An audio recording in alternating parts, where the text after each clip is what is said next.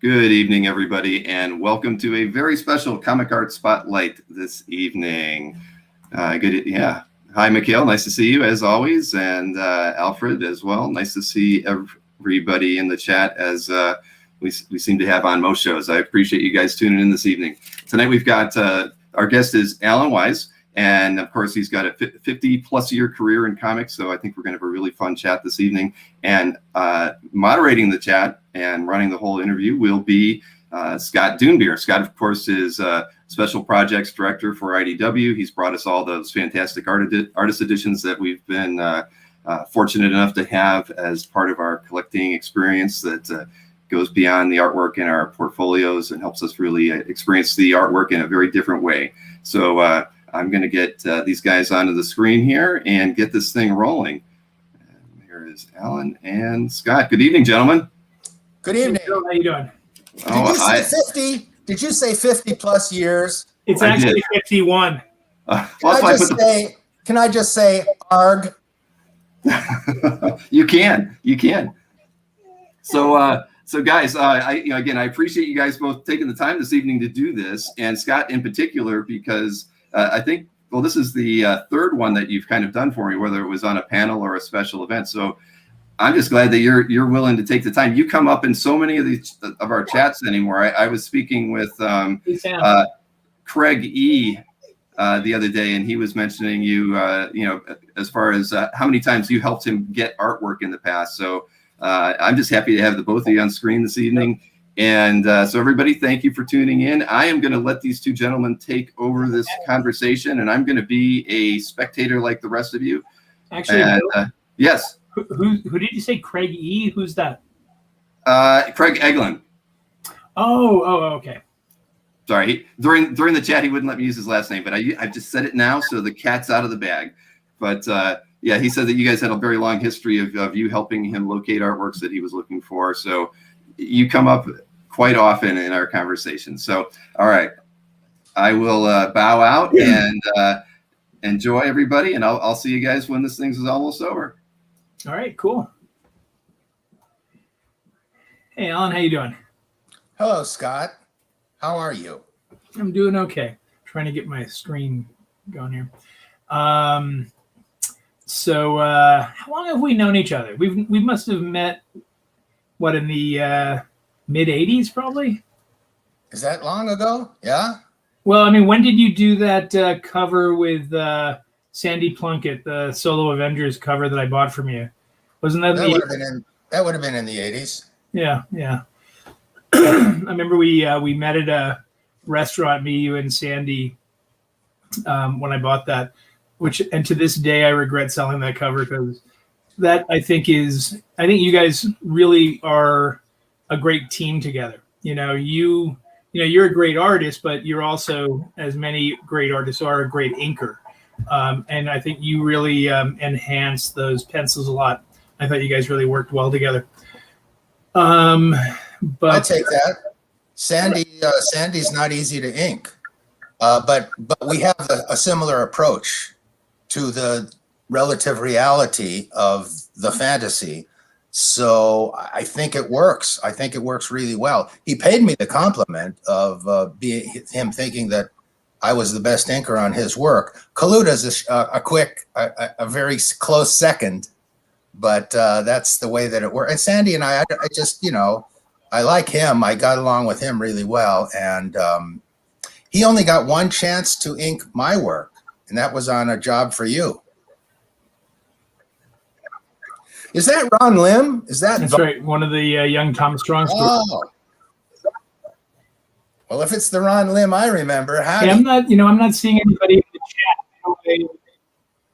Hey, Bill, how do I see people in the chats? I'm not getting any. If you click on the comments, and that is actually a different Ron Lim, by the way. But yes, I take it back. Oh my God, there's a lot of people. I don't know you. Yes, it's not that Ron Lim. But okay. Scott, on the right-hand side of your screen, if you click on the comments icon, it should bring up all of the chat stream for you. Do you have that? Yeah, I just got it. Yeah. All right. Very good. Very good. All right. I'm going back to lurking now. Thank you very much. Okay. So a few people are asking or making comments about artist editions. Have any of you guys seen the America's Best Comics artist edition? Alan had some stuff in that book too, which that's one of my favorite artist editions, just because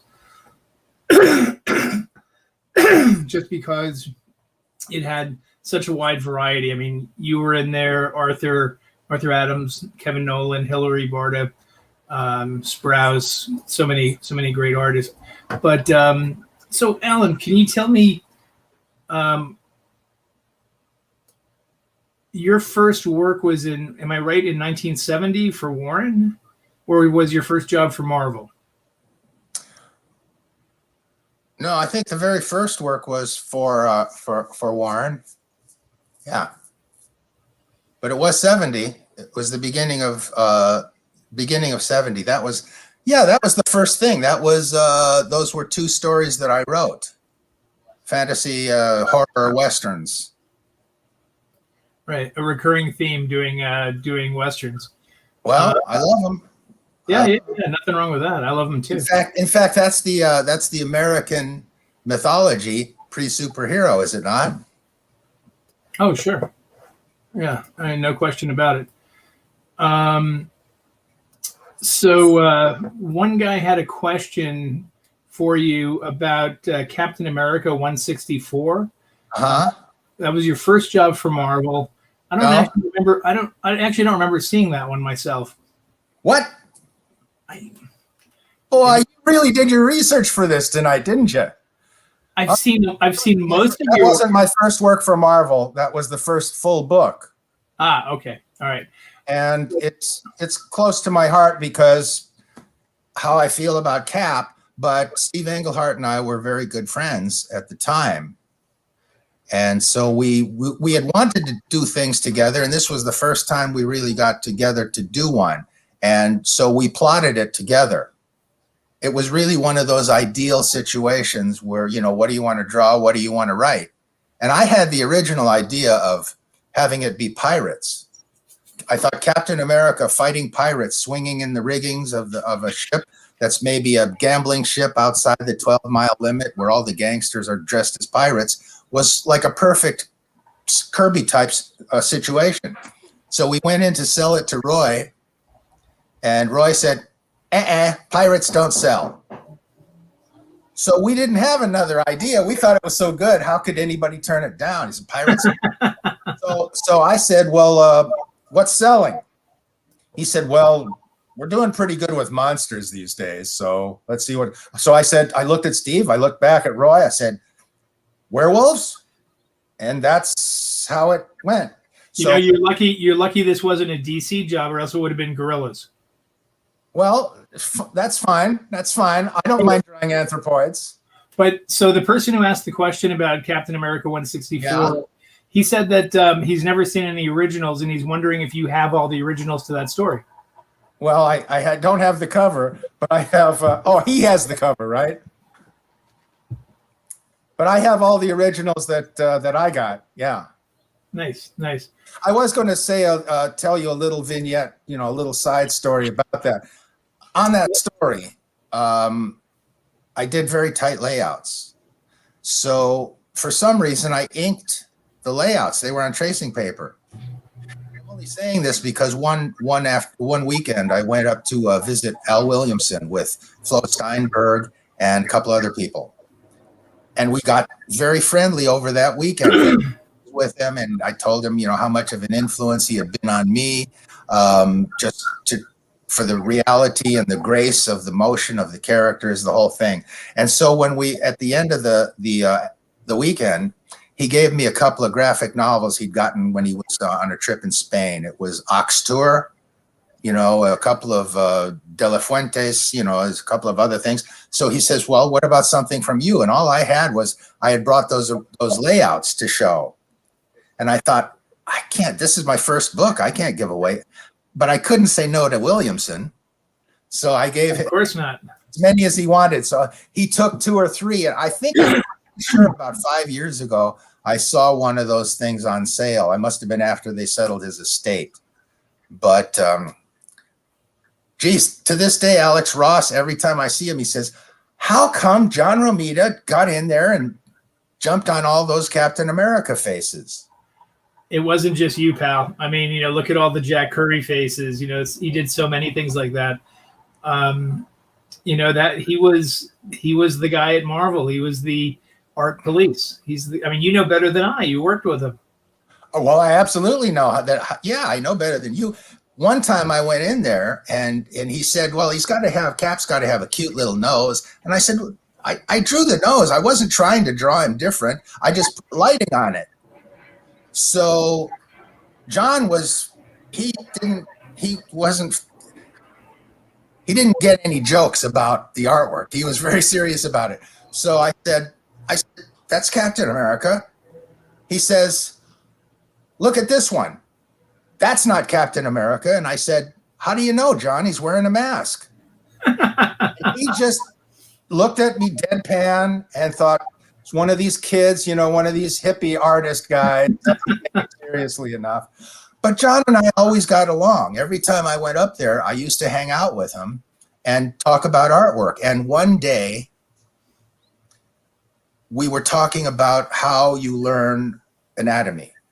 What were the best books? What were the best? And we both landed on Loomis, the Loomis book, of which there is no better. And he said he had a copy of the original edition. I said, I've got a copy of the original edition. My dad bought it in 1943 and he gave it to me, when I was a teenager. So John, and I didn't think he had done this with anyone else. He reached down in his drawer. This is in in his art director room. He reached down and he pulled out these old Browning life drawings from life drawing class that he'd gone to in the 40s. And showed me his life drawings, and they were great. I was complimented by that because I didn't think he showed them to just anyone. Sure. And we looked at them, and I pointed out things, and I said, and I'm thinking to myself, why don't you draw like this now? Why don't you wow, this stuff is really simple, and it doesn't just, make everything more geometric than I'd like to see it. But because, the thing that he had over Ditko, I thought, was that he made all the civilians look better. Not Spider-Man, but all the girls and all the background guys. Okay, so where do you stand on Ditko versus Romita for Spider-Man now? No, I was so disappointed. I thought that after Ditko, they should have gotten somebody that could get the spider. Right. Okay, no, that's all right then. I'll still talk to you. What, do you think I don't like Ditko? What's wrong with you? I don't know. I've got a great story about Ditko if we get to it. Personal story. Sure. But first, we have another question from Nick. He asked the question about Captain America 164. He said that you did a couple of stories in All-Star Western, and he was wondering if you still had those originals. Got to remember, these are art collectors who are watching this. I don't know that I got those back. That might have been too early to get them back. I may have some of the, I think I have a few of the El Diablo stories. I think I have at least a few pages. Well, yeah, that's what he was talking about, El Diablo. Australia. Yeah, I'm not sure. I'd have to look at my list of stuff and look at the originals up in the closet. So a guy named ML wants to know or wants to hear the Ditko story. You want to tell it? Sure. So I got one chance to ink Ditko, and it was on these little, those cards, those trading cards. This was when I was working with Shooter at Defiant in the 90s. So Shooter worshipped Ditko. So he created a character that was based on Steve, was a thing. He made it for Steve, so Steve would draw it. It was Dark Dominion. Nice title. And he based the main character on Ditko. He actually did Ditko's apartment in it because he had remembered it. So when we were having the meetings about how to set up this universe, the Defiant universe, right? We were deciding on style. So Ditko was at this meeting. It was a roundtable discussion, and he was primarily quiet, but, I'd always heard he was just quiet, but nobody told me how funny he could be and how smart, how sharp he was. He was there and he was paying attention, and there was nothing that went by him. But here's the moment I'm leading to. So Jim is talking about, should we use sound effects? Should we use thought balloons? He's thought maybe we should try and be different and have it be more like realistic comics and not do that. Maybe, okay, we'll use sound effects only if it's necessary for the story. And it was getting to be, kind of slicing it thinner and thinner along those lines. Ditko hadn't said anything for I don't know, many minutes. And then somebody said, well, I think it was Shooter that said, there are no thought balloons in real life. Well, there's something fairly obvious, right? Ditko says, well, in real life, we don't have black lines around us either. But that's not the topper. The topper was, he said, just kind of laid back in a very quiet, kind of not non-declaratory way. He said, I think that we should do what we have in the comics that's different. We should do that. That makes it different. So that's sound effects, that's thought balloons, that's, certain transitional things, exaggerations. And as far as I'm concerned, after he said that, he could say nothing wrong in my eyes. I thought, on the money, partner, I'm with you from here to the end. I just thought that was so great. And nobody was going to argue with him either, I'll tell you. So we got some, I did about 5 of those. They must have done, I don't know, 50, 100 trading cards, little trading cards. So I inked about 5 of them over Ditko. They came out well. I didn't like them, but the pencil ink came out well. And there was one that had the character he was drawing and the character I was doing, which was War Dancer. And I did War Dancer in that one, and he did his character, but I inked them both. And it was just, it's one of those connections to your childhood when you're still, and you don't forget, I was there for Spider-Man #1. I mean, I've got a letter in Fantastic Four #3. Yeah, I didn't know that. That's awesome. It's the first letters column. Yeah, I asked him what the name of the artist was because they didn't have any credits yet. I knew his style, but I didn't. Sure. Hey, your book will be a very big success, said the 12-year-old. And Stan wrote back saying, what do you think we are now, chopped liver? I didn't know exactly if that was a compliment because that's a New York phrase and I was in Nevada. So you talked about inking Ditko. First, I'm curious, what's your favorite method of inking? You prefer brush, right? No, I do pen and brush. Yeah.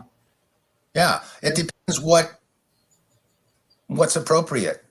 Sometimes, especially for rendering, I like a brush. But because I work with Neil Adams, I can do it with a pen as well. And it's just a matter of using a pen like a brush or a brush like a pen if you need to. But it's thick to thin. It's dimensionality is how I think about it. In fact, the way I say it when I'm talking to other, especially new artists, is you don't think about it just as line work. You think about it as sculpting, making it 3-dimensional. That's why it works so well.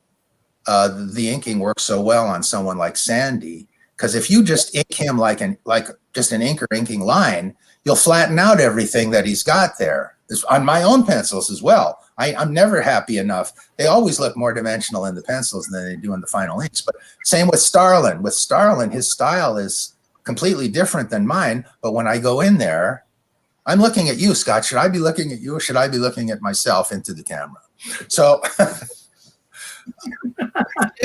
I know Jim. I know what he wants. And I make sure to keep my style out of it and just enhance what he's got and make it as dimensional, make it as 3-dimensional, rounded as possible. So who are your favorite guys to ink? Every inker should ink that way. Yeah. No, but who are your, that's like, Craig Russell does that. Craig Russell enhances, which is what a good inker should do. Without making it look like the inker, if he's a penciler. Well, sometimes that's a little bit tough. But anyway, my question is though, who are your favorite guys to ink? I'm assuming Starlin, Sandy, who else? I like it. Everybody I've inked, I enjoyed inking Herb Trimpe. You couldn't have a style that's farther from me. Yeah, but you also liked Herb Trimpe. We've talked about this. Yeah, absolutely. You know, I mean, and that helps. You know, whether you, you enjoy working with people that you like. And most of the time, that's the way it works out, because usually the guy says, "I want you." It's not just, it's most of the time, in my experience, it hasn't been purely an editorial decision. Hey, here's an interesting question. Can you please tell the story about the birthday card that angered Kanigher? Oh, well, if I've got this right, I don't know. So it angered me more than it angered Kanigher, because I had done this tribute to Kanigher, and it was just an illustration. I did it on kind of the spur of the moment, and I just kind of put all the war stories characters in, and I never really worked with him. Not directly. I just had enjoyed his work so much, because once you discover the war books in those early days, it's another dimension of illustration that is beyond what the superheroes were doing at the time. So I was happy to do it. I even had the Blackhawks in this. So it was Sergeant Rock and the Haunted Tank and all those guys. And so there was a clerk, like a clerk, and he was reading from a scroll that was listing the what was going to be available for combat pay. Extra combat pay. So it was, the dinosaurs on the dinosaur island. It was the haunted tank. It was the spirits. It was Hans von Hammer's guys. It was all the supernatural shit that Kanigher put in. So, and the Blackhawks are standing over in the corner saying, how come it never occurred to us to get in on this? Getting paid for the crap that we go against. Well, Kanigher just didn't think it was funny, and he said, "I never worked with this guy. I don't know that he personally did, but I think I wasn't maybe not a big enough star to have cared about it. I don't think it made him mad. I think he probably felt really good to be able to say, no, throw this away. I don't like it," because that's the kind of guy he was. Sure. You should have seen. I can remember hanging out with Neil Adams, and when Kanigher was coming down, Kanigher would come down toward the autograph room, and Neil would nudge me and say, "Let's get Kanigher's goat," because he knew how arrogant the guy was, how serious he was. He'd come in with the turtleneck and his pipe, and Neil would prank him. I'm shocked that Neil would do that. I'm shocked. Well, a lot of times it was just good-hearted like that.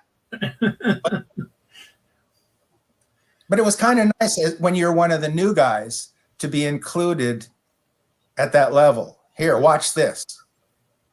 Whereas, if somebody else came, Nelson Bridwell, who was the easiest guy in the world to make fun of, he snorting and doing all this stuff, never did it, because Nelson was brilliant. He was the sweetest, nicest, smartest guy. And you could ask him anything. And one day he recited the entire Return of Solomon Kane from his memory in the art room. And I was astonished. And he just did it, not like it was any big thing to him. And he said, "Okay, I got to get back to work. I'll see you guys." Really great guy. You remember that book he did, The Secret Six? Yeah. Well, you remember it was a big secret on who Mockingbird was? No, who was it? One day he told me who it was. And it took like an hour. I was sitting there with a friend of mine who was in the writing workshop up there back in the, mid 80s, Elin Wilder, really sweet old friend of mine. And we sat there and we were talking to Nelson for about an hour and a half, and he told us who Mockingbird was. And it was really an interesting story, how he, put it all together, and it all made sense. And of course, I've completely forgotten who it was now.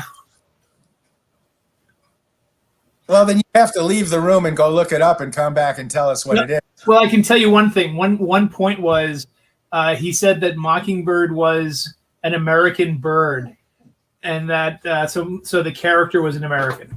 I don't remember who it was, but anyway. The Black Condor.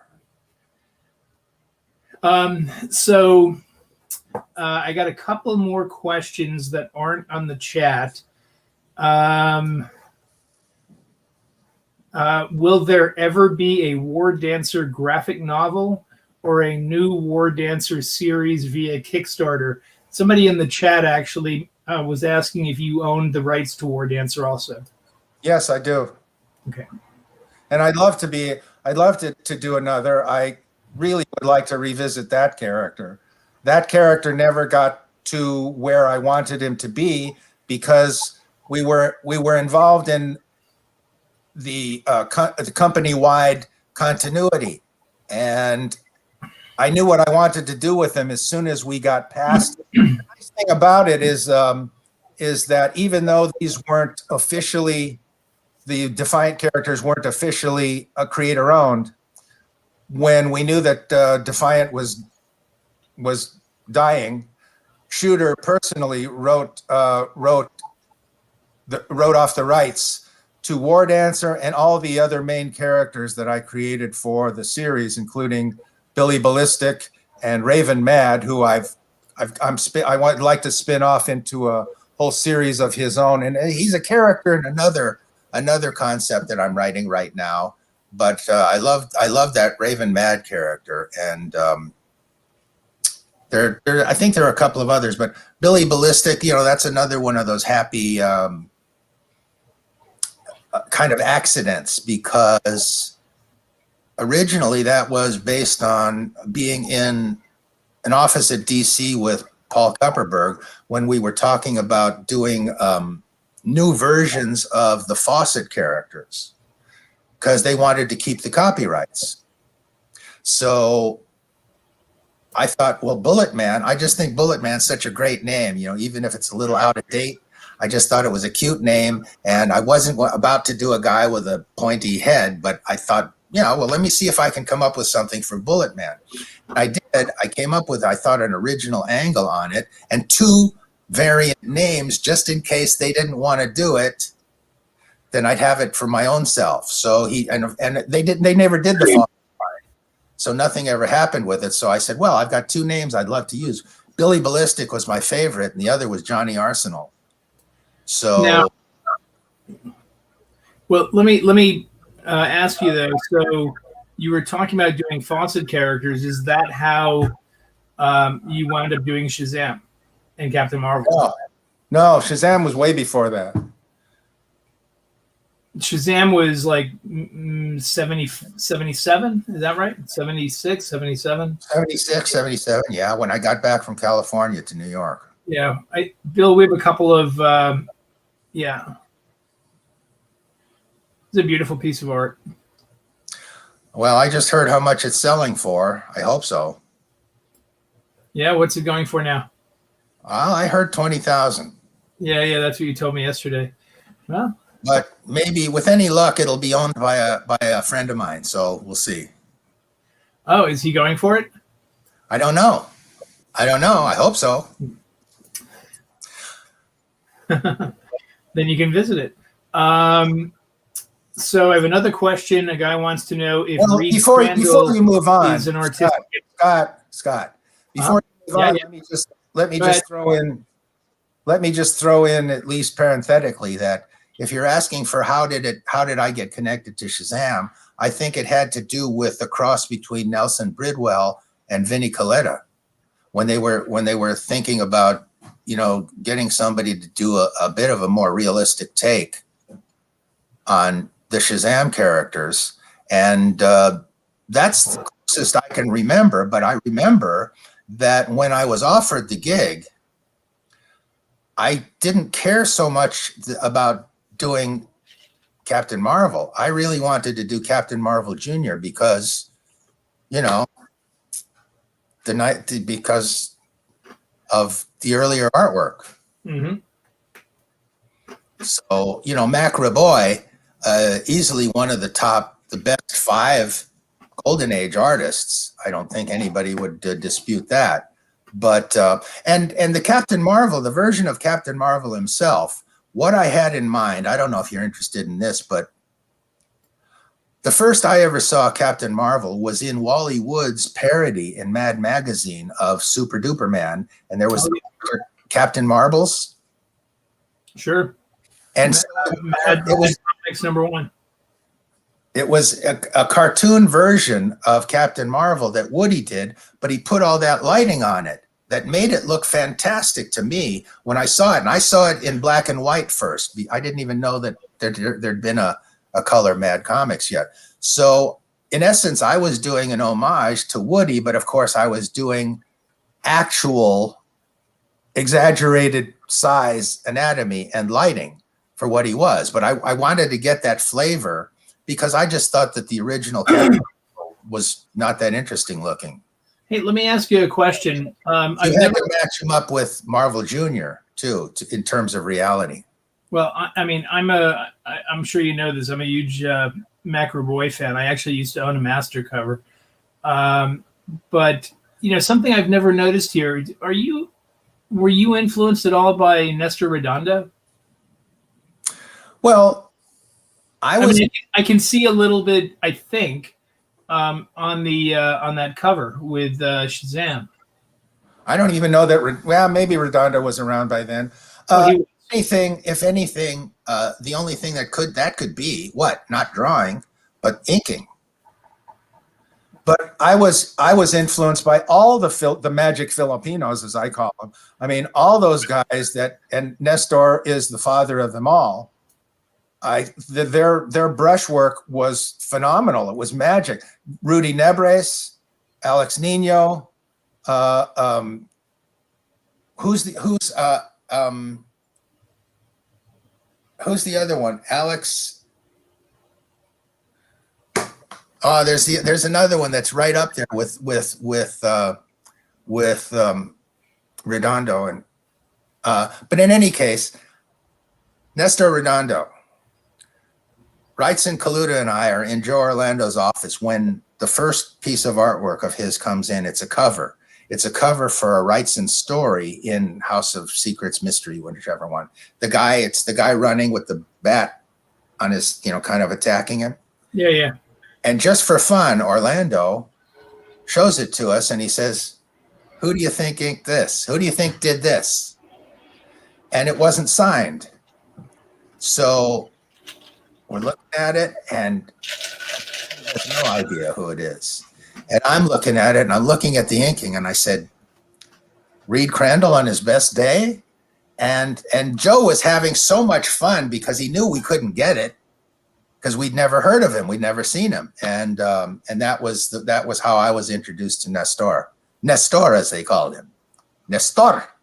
He was great. A terrific. Absolutely marvelous. Wow. And especially his inking. And I wasn't thinking about the drawing. I was thinking about the inking on that.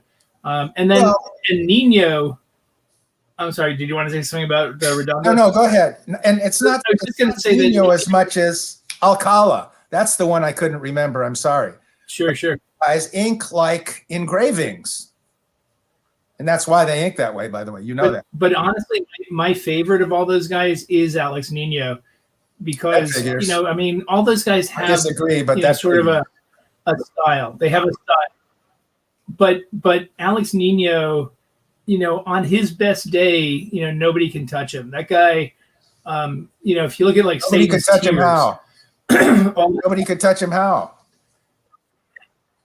The way he lays down watercolors, on just those illustrations he does, watercolors, I'll agree with you. Yeah, phenomenal. It's amazing stuff. But in terms of straight up, illustration, he is more abstract than the other guys. Oh, absolutely. But my first job for DC was inked by Tony DeZuniga. That little backup in the first Swamp Thing issue. Mm-hmm. Yeah, he gets a bad rap sometimes because he's one of those guys that covers up people. But he used to ink, I think, Dick Ayers on Jonah Hex. Am I right about that? And those were beautiful. He really, because Ayers would basically put down the skeleton, and Tony DeZuniga would really run with it. All these guys in the comments here are reminding me of the Magic Filipinos. Yeah, sure. Well, that's fine. I mean, I couldn't listen to this day. You look at Rudy Nebres. This guy is the magic brush. Oh yeah, actually, he's wonderful. You know what I have? Shoot, is it possible? Bill, even Neil Adams called him the magic brush. Actually, Bill, is it possible to share something? Yeah, you just have to click on the share link. That's it should be at the bottom of your screen. All right, hold on a second, because talking about Redondo, I've got something really interesting. I have a book coming out, a John Buscema Artist Edition, and believe it or not, I have a piece that is Redondo inking. Oh, I'm sorry, it's not Redondo, it's Rudy Nebres, but Rudy Nebres inking John Buscema, just an example of an amazing. Sounds like a good match to me. It looks fantastic. Let me see if I can. How do I share this thing, Bill? I'm hopeless. Well, you got to click that. Share. Okay, I got it. Yep, and then you just pick what you're trying to share from. Like if it's an image that you've opened in a photo preview program, just select applications at the top, and then pick the image that you've got on screen, and then I can pull it up into the screen for you. Hang on a second. I didn't know Pablo Marcos was a Peruvian. Really? I didn't either. Well, this guy just told us. Yeah? Yeah. That is Nick Catratis. Oh, that's Nick. He doesn't know what he's talking about. Just kidding, Nick. Alcala inked a Western of mine that was never printed. It was done for Pacific Comics, written by Peter Gillis, one of the finest writers who really doesn't get credit. But it was this lovely, lovely Western called Hosea Ransom, really strong. And it had a character in it that was based on Archie Goodwin. It looked like Archie Goodwin. So what do I need to do, Bill? Well, once you've clicked the share stand on thing, your head and say a prayer and clap 3 times.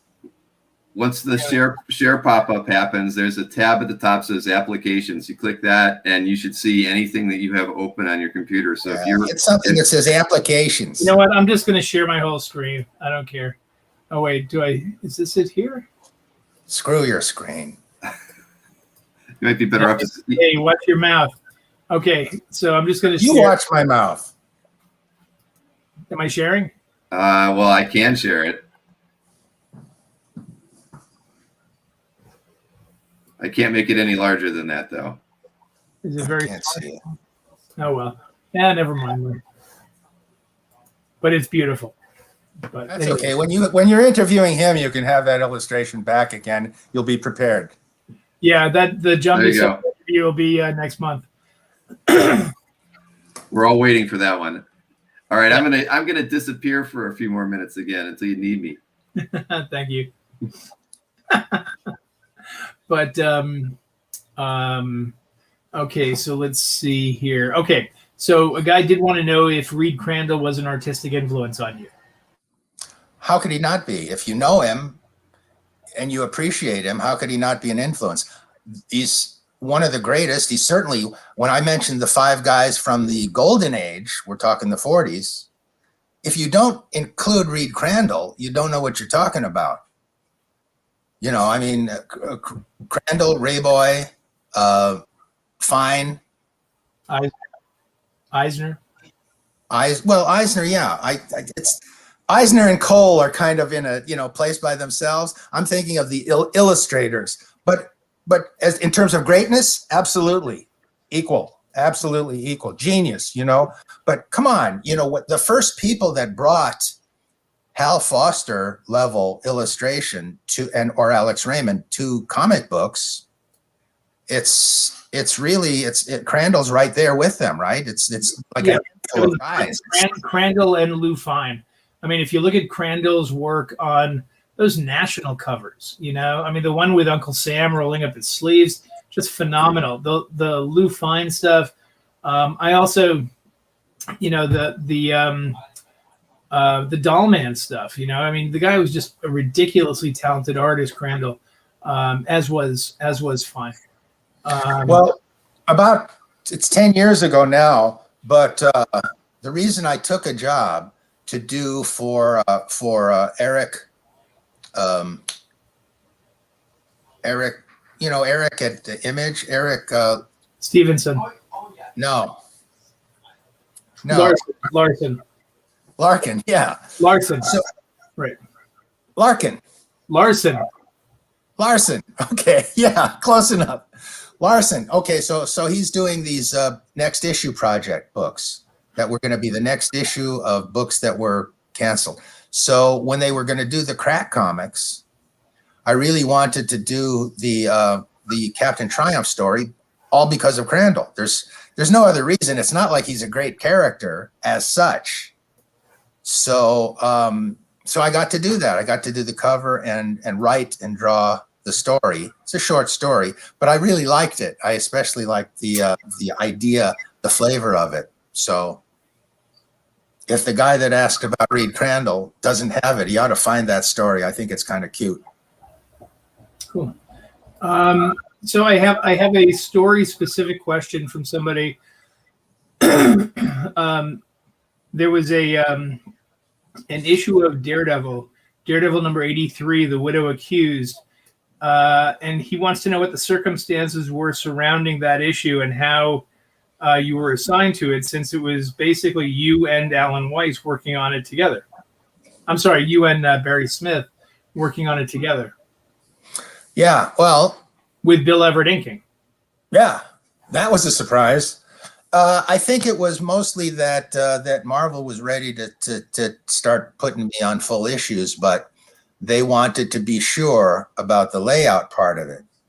So they put Barry on the layouts and then had me finish them, tighten them up and finish them, which was really kind of against the grain in many respects. The storytelling was fine. I liked his storytelling, but it just was not the most fun to draw because he didn't. I like to do, if you're doing superheroes, I want to do the figures in motion and doing things. And a lot of these were background heavy but on the other hand, it wasn't hard. It was easy, and I could do it fast. Wrightson and I were rooming together at that time. And Smith actually lived about 10, 15 blocks uptown. That's when a bunch of us were in that neighborhood, the Upper West Side. Brunner was too, and Mike Friedrich. Archie Goodwin was. Jeff Jones lived downstairs in the same building. Walter was too then, right? Who? Walter? No. Kaluta was. Kaluta was in the same place for a while, and he split off. So, I mean, I remember there was one Daredevil shot that was a big shot, and the layout in the space, I was trying to fit the musculature in there, and it wasn't fitting. It was, it was too many. There was these round kind of Kirby shapes, and it was difficult, but still a great learning experience. I mean, that for sure. That's what I recall, because, when you get to the space, to the point where but this is what I used to do with Wrightson all the time, go look at his drawing board and look at something he's just done. And I'd see an angle that he did. And I said, how does he think that way? And that's exactly what you want to do. You want to learn how to think that way, so you have that arrow in your quiver as well. And, but there was another time I think I was going to do something with Barry. We almost became roommates too for a while. That didn't happen, but we've always gotten along just fine. So there. Oh, and on the splash page to that Daredevil, I drew Bernie Wrightson as one of the EMT guys carrying the stretcher. You can tell him by his round glasses and his long hair. Actually, let me just break in for a second. A lot of people have been asking if you have any artwork for sale. So what I'm going to say is, Bill, if you could put up that email with Alan's website. If anybody wants to inquire with Alan about commissions or seeing if he's interested in selling any artwork, you can contact him directly at this site. Yeah. Anyway, in case, whatever. But yeah, when you're talking about seeing things in a different way, there are guys who can do that, who really have their own very specific, besides rendering, you look at a guy like Alex Toth and, he'll do things like nobody else. He will come up with a way to do something unlike anybody else. Like even like those Hot Wheels, the early Hot Wheels stories. Well, especially, the cord. Yeah, the cord story, absolutely phenomenal. Or do you remember that the war story, The Dirty Job? That's a favorite of mine. Yeah. Especially the title page. Actually, you want to hear a quick, funny Alex Toth story? Not really, no. Yes, of course. So, there was an advertisement, a house ad that ran in a bunch of DC Comics back, years and years ago in the 60s. Toth was advertised as doing a Enemy Ace story. You ever hear about this? Vague memory. Well, he took on an Enemy Ace story written by Kanigher. Kubert was the editor, and Kubert, Alex was living out in Hollywood.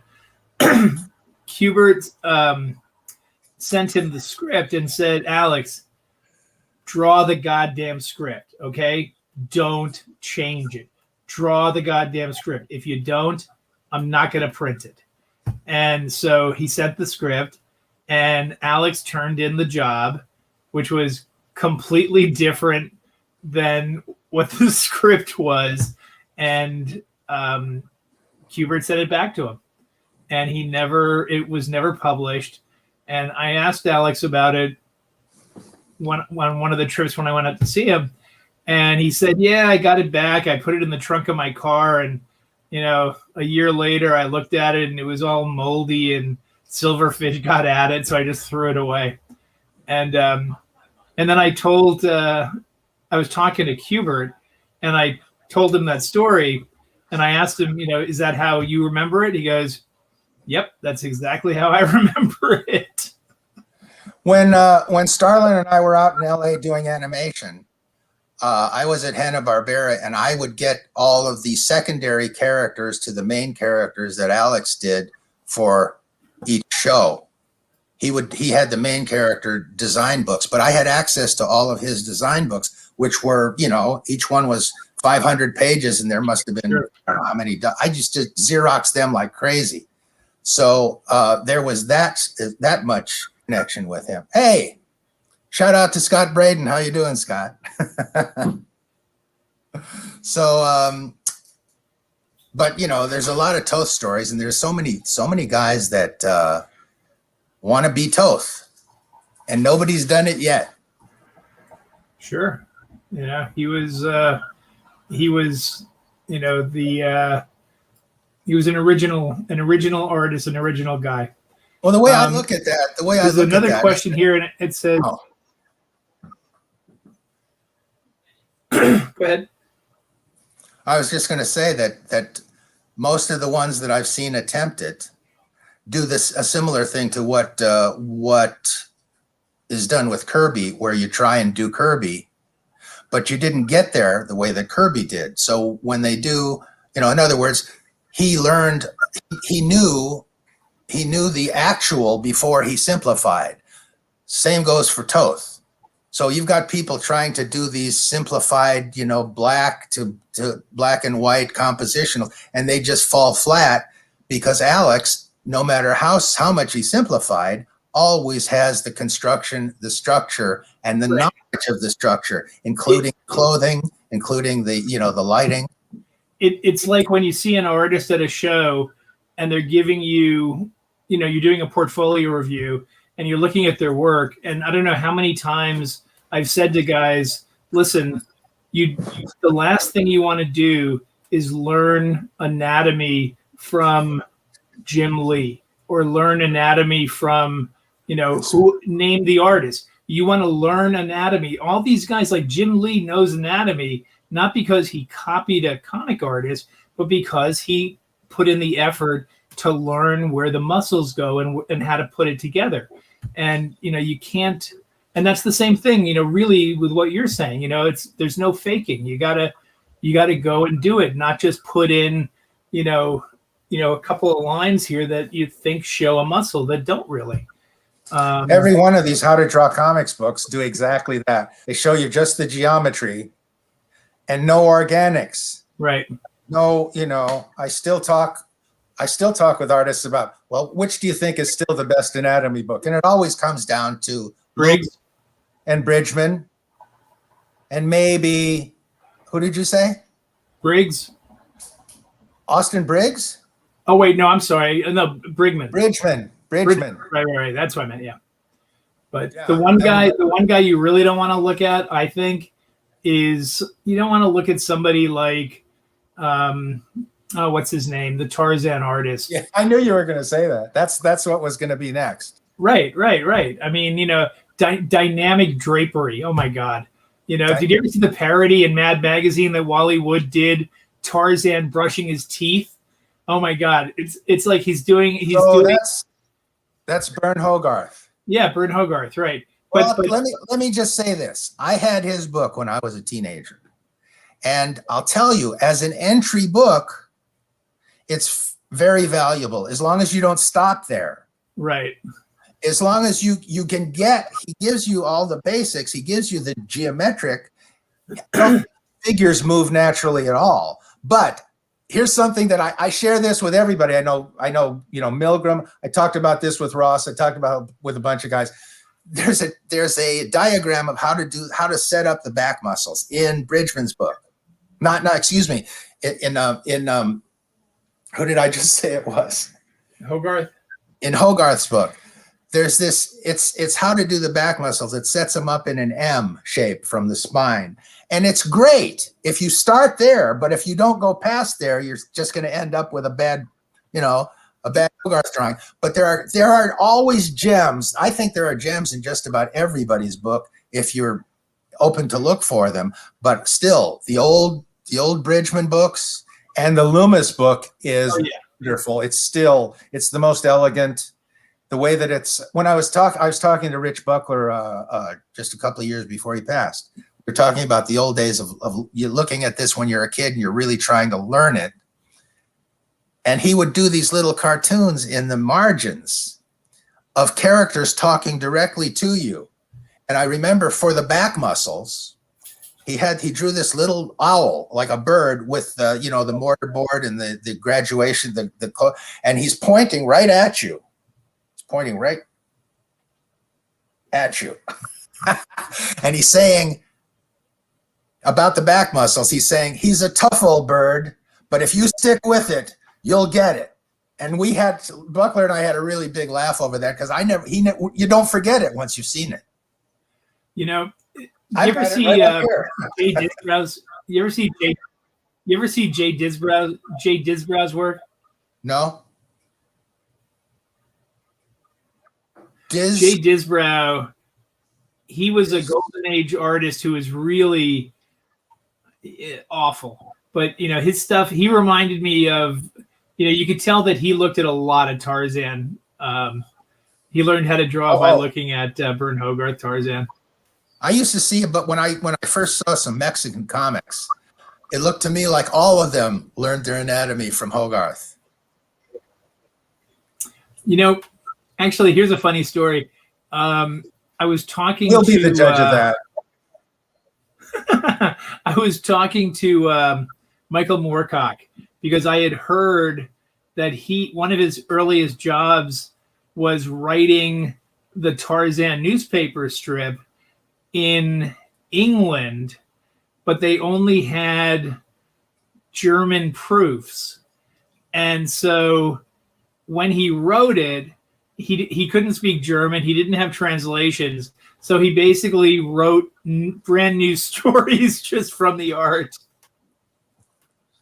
They were probably better than Hogarth's. I got to ghost. This is one of these a small, it's not a big deal, but it's a point of pride that late in his Tarzan career, Gray Morrow drew Tarzan for more consecutive years than anybody, 17 years. But as you know, toward the end, he was getting ill in the last few years and he was slowing down and he needed a little help. And so he asked me to ghost pencil a few weeks of the Sunday. So, of course, I was complimented by it and I said, sure, so I did it. And he says, okay, well, now let's just talk about getting you paid on this. I said, no, this is a favor. I said, just give me an original. Just one original, and we'll call it square. So he found me an original from early in the strip, where it's almost the scene from Mighty Joe Young with cowboys in Africa. Because Gray, one of the best Western artists comics ever had, that's who I had to follow on my first series with DC for El Diablo. I had to follow Gray Morrow, one of my heroes, I considered him a teacher from the days of Warren, which was the first earliest work I saw of his. Yeah, I mean, that was great. But I mean, even better than that to me personally was his vigilante stuff. That was so great. Well, that was wonderful. That was wonderful too. But I mean, if you look at those, not only were those El Diablos fantastic, beautifully done, but he did caricatures of his friends in the comic book industry in there. And they were right on the money. Giordano and Williamson. And then that's what made when Adams did two stories. Yeah. One of them inked by Wrightson. No. Wrightson inked two. Did Wrightson ink both? Hey, no, Nick, he wouldn't have inked both. Did Wrightson ink one of those or two of those? I think one, because in the other one, I'm pretty sure Neil inked himself. The gang was Bernie and Jeff Jones and me. Somebody else too. It wasn't Kaluta though, I don't think. Man, and those covers might have been Frank Brenner, huh?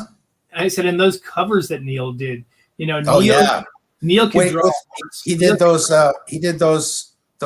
texture cover things, those kind of a matting over it. Oh yeah, I'm actually not talking about that one. You mean like the one with underneath the train with the guy with the gun?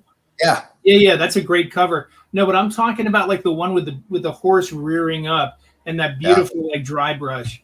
Yeah, I mean, it was really nice. The anatomy on the horse could have been a little bit better, but so who's the best horse artist out there? Crandall, Severin, Heath, Buscema, and Wildey. You left one out. Premiani. Oh, well, see, I wouldn't have thought of that, but I'm not going to argue with it because I think very, very highly of him. He's one of those, oh my God, I didn't even know how far back he went, but he's one of those all-around artists. He's like fine in that respect.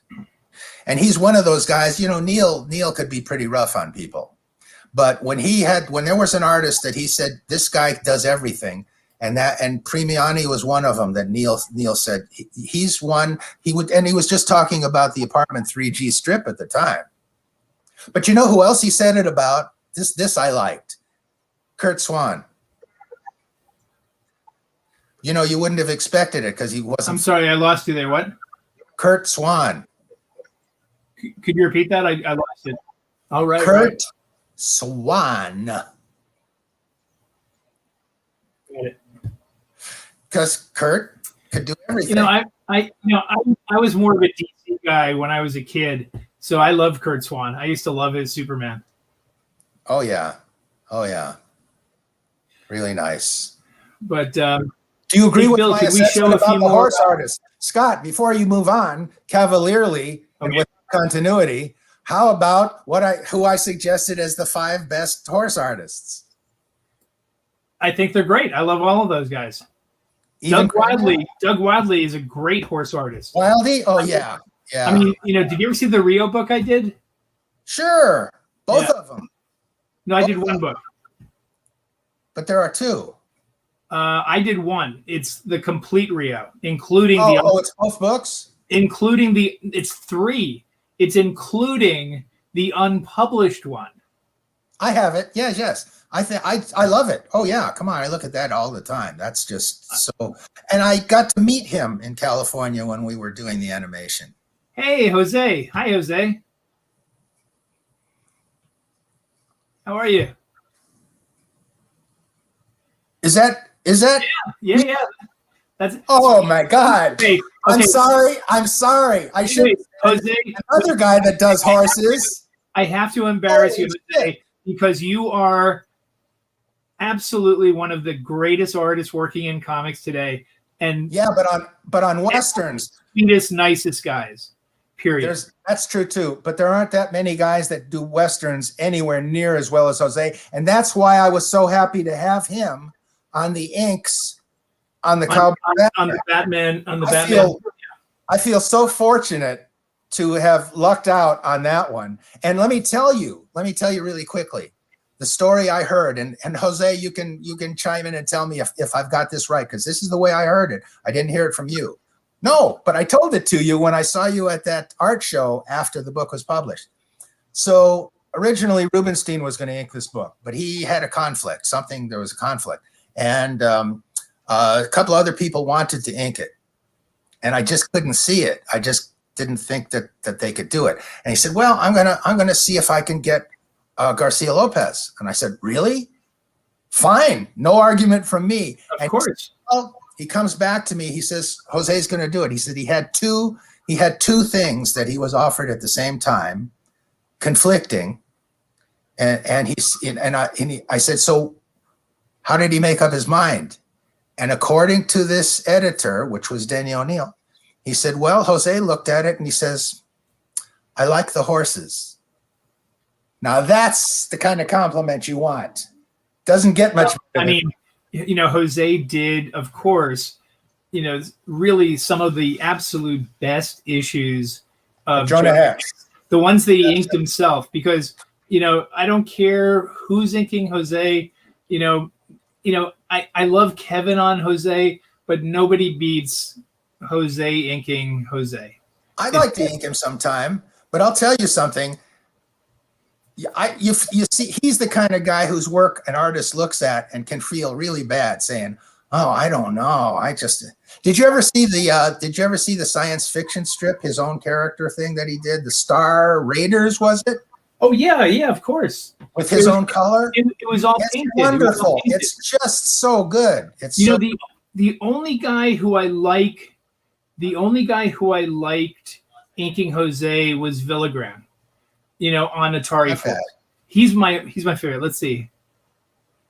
Nice. That's nice. This is nice. I'm telling you, this is making me feel good. Thank you, Jose. I appreciate it. Oh, that's wonderful. But and I didn't include him in the first list of horse artists. That's on me. Me too. Really dumb. It's the first thing I saw. I looked at would have been late 70s, right? For those Jonah Hex. Yeah. Geez, the one that comes to mind is he had the villain that was called the Parrot. Oh yeah, Wrightson did the cover. Is that right? That's strange. All right. I think so. Is that right, Jose? He had this. My favorite one, and I can't remember. But he did authentic weaponry. He did authentic costuming. It was just like seeing a spaghetti Western, and that's a compliment.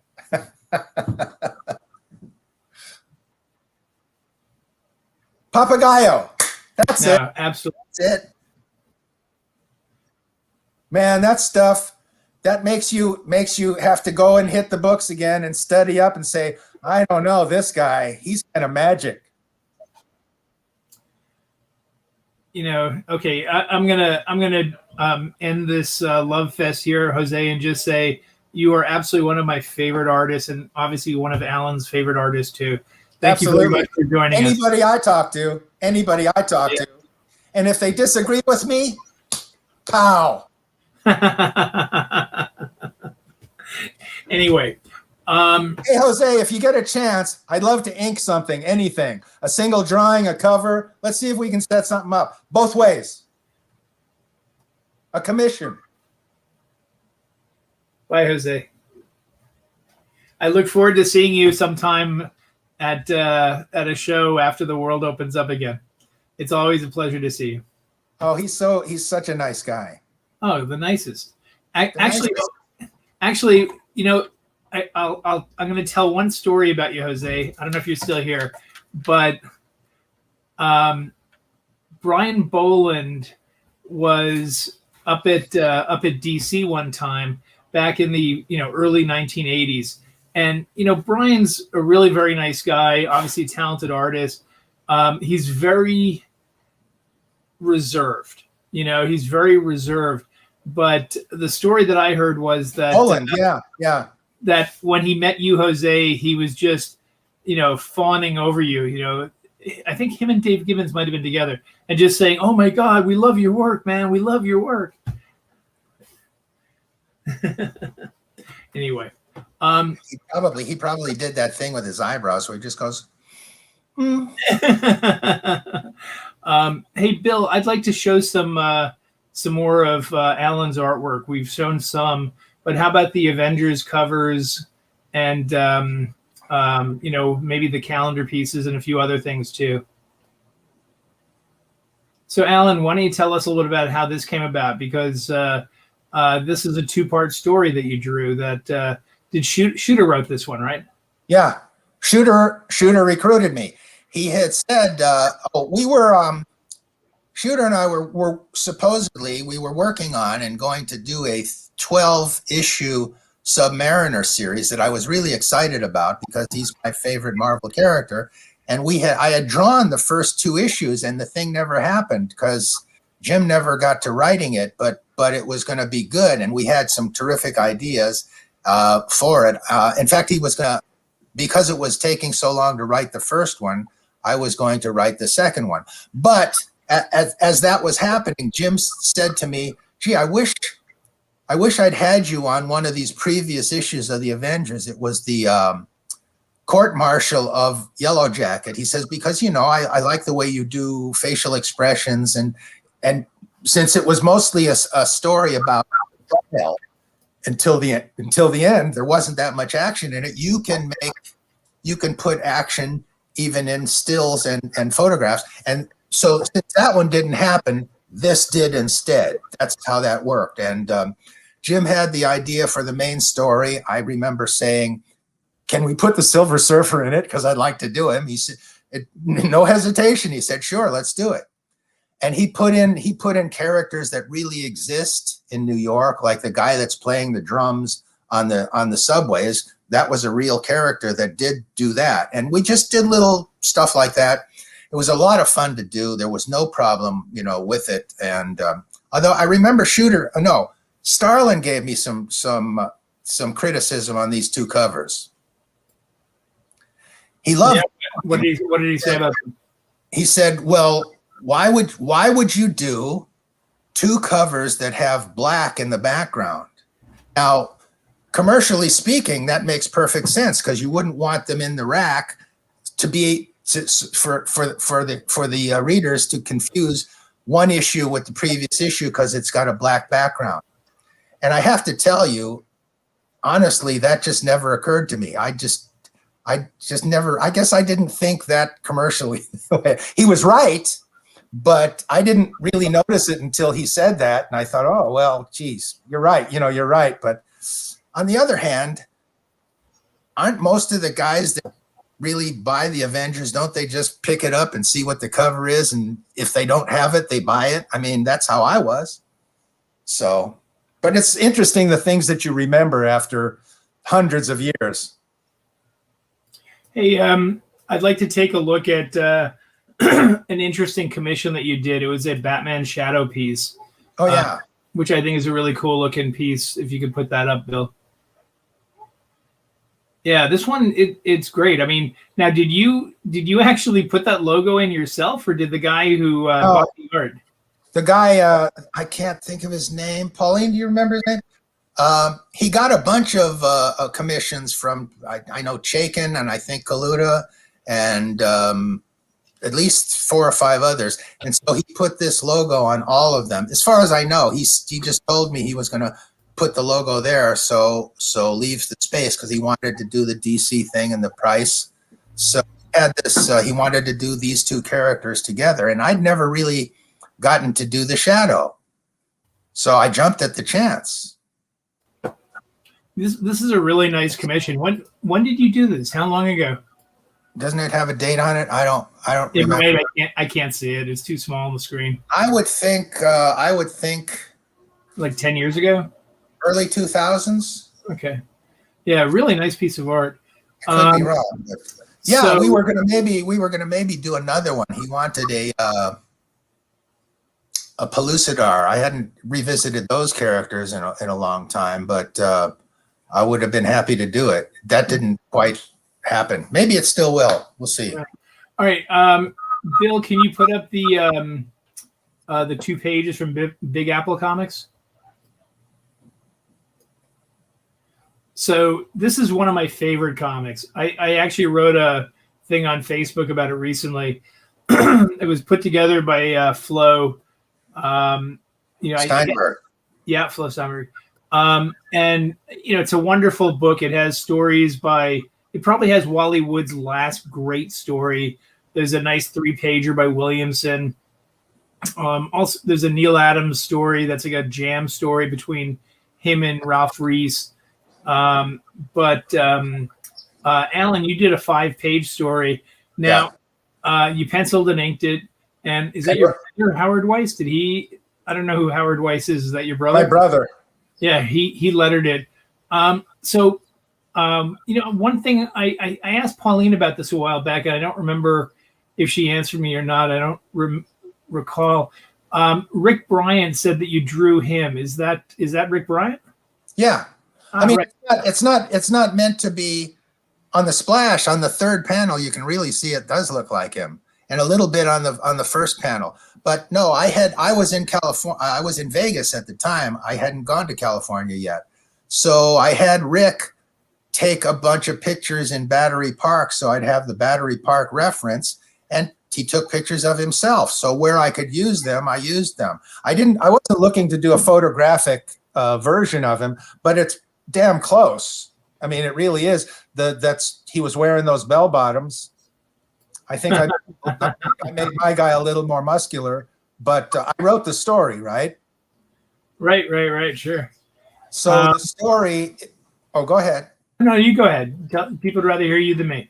The story was based on all these little incidents that happened are based on things that really happened to me. Because here I was, the guy from Nevada, coming to the Big Apple, and over the first few years, variations of all these things happened. I mean, the guy that wanted to put the Duco cement on his teeth, that really happened to Wrightson and I.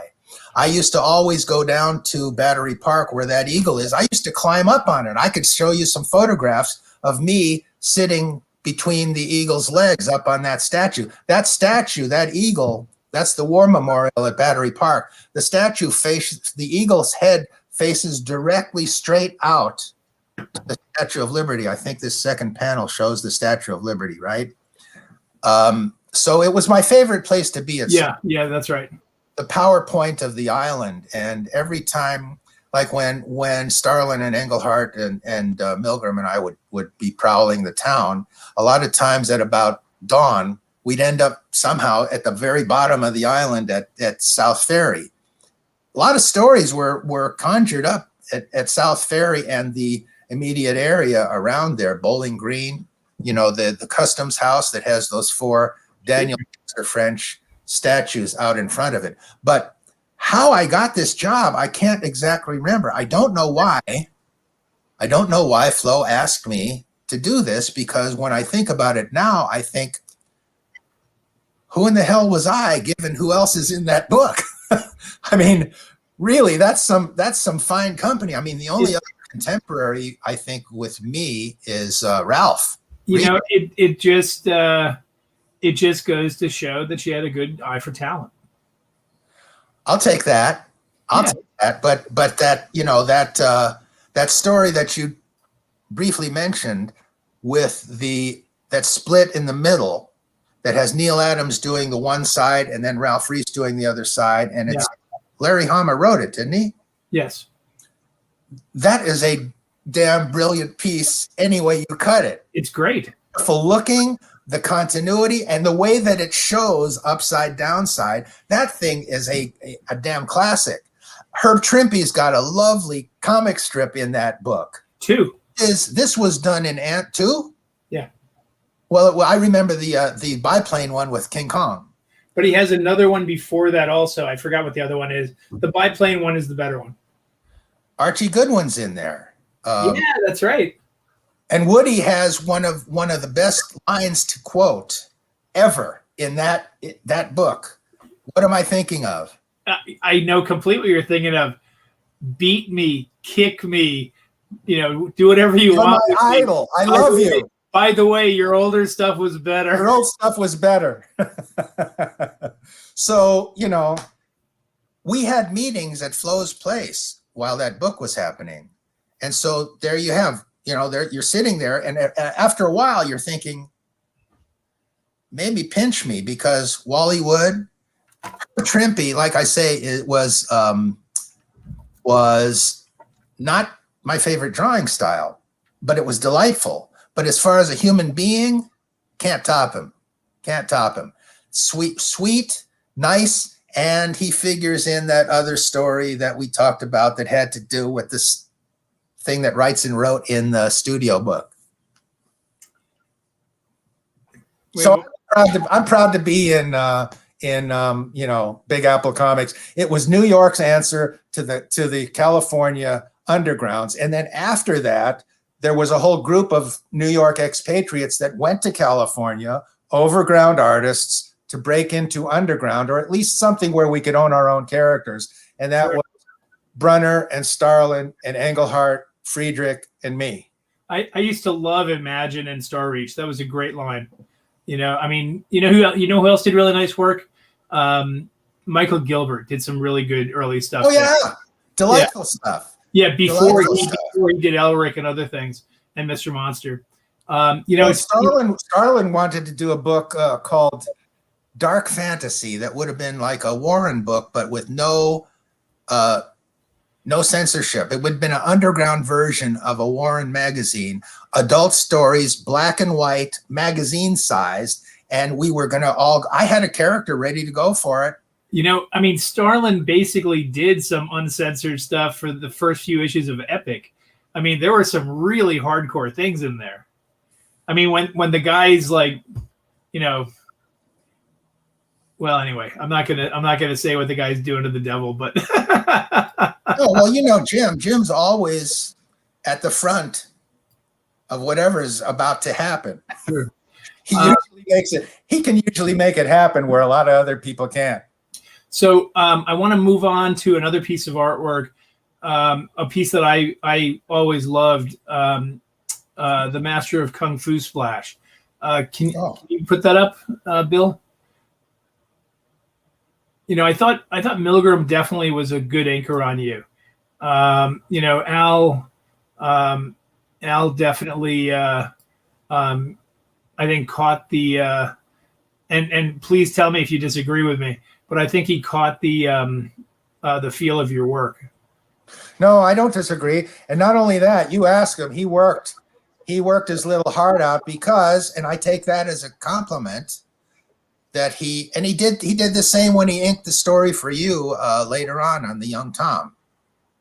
That's the reason I got him back, because I knew that he would put everything into it, and he would really, work at getting the textures and trying to get the lighting. And this was about 74, something like that. Because I wasn't in New York when I drew this. Yeah. I was 73, 74.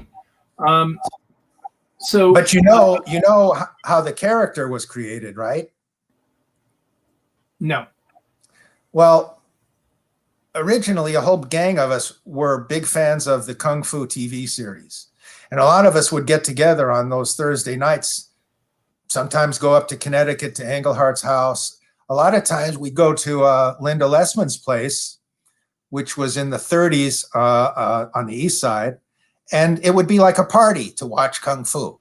So we thought this would make a great comic book, and it's Warner Brothers, DC. So let's see if they want to do it. And we went up and we tried to sell them on the idea, and they just couldn't hear it, didn't want to hear it, didn't want to know about it. Kung Fu, I don't know what it is. I don't care what it is. I don't care. It's a TV series. What are you talking about? Go away. So we went up to Marvel and we talked to them. And Roy thought this might be a good idea, because I guess Roy was enough to know that he was seeing how these Kung Fu movies were coming into town, playing on 42nd Street and smaller theaters and so on. From China, the Chinese things he knew about Bruce Lee. So he says, well, maybe we just create our own character. We do have the rights to Fu Manchu, he says, and we're not doing anything with it right now. So how about he's the son of Fu Manchu? Well, nobody thought that was a very good idea, but it was something to work with. So an awful lot of that first story came from a night on the town where they were seeing, the guys were seeing me off because I was heading out west the next day for an undisclosed and unknown length of time. I didn't know if I was going to come back to New York or not. So we just stayed up all night. We did end up at South Ferry at dawn, but during that night, we had an adventure around the Bell Telephone Building on 40th Street, which is about 40 stories high and has no windows, which attracted our attention.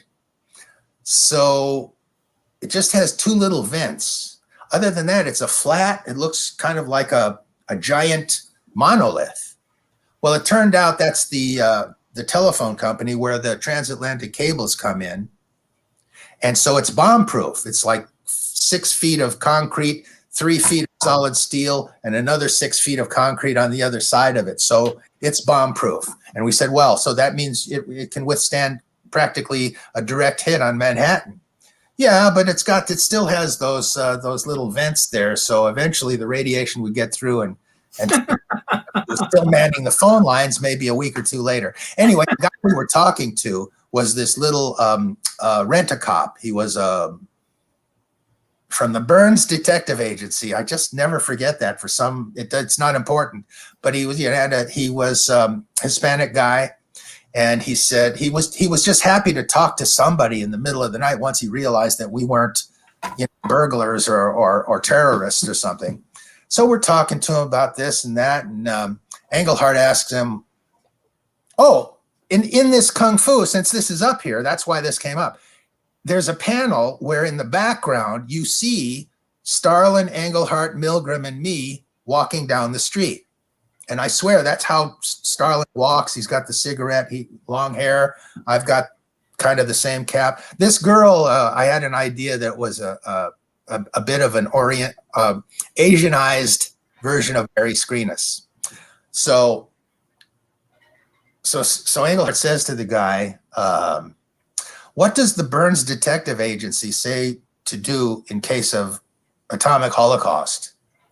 And he says, and just forgive the accent, I'll just do my best. He said, well, I don't know what they say, but I was always taught to bend down and put your head between your knees.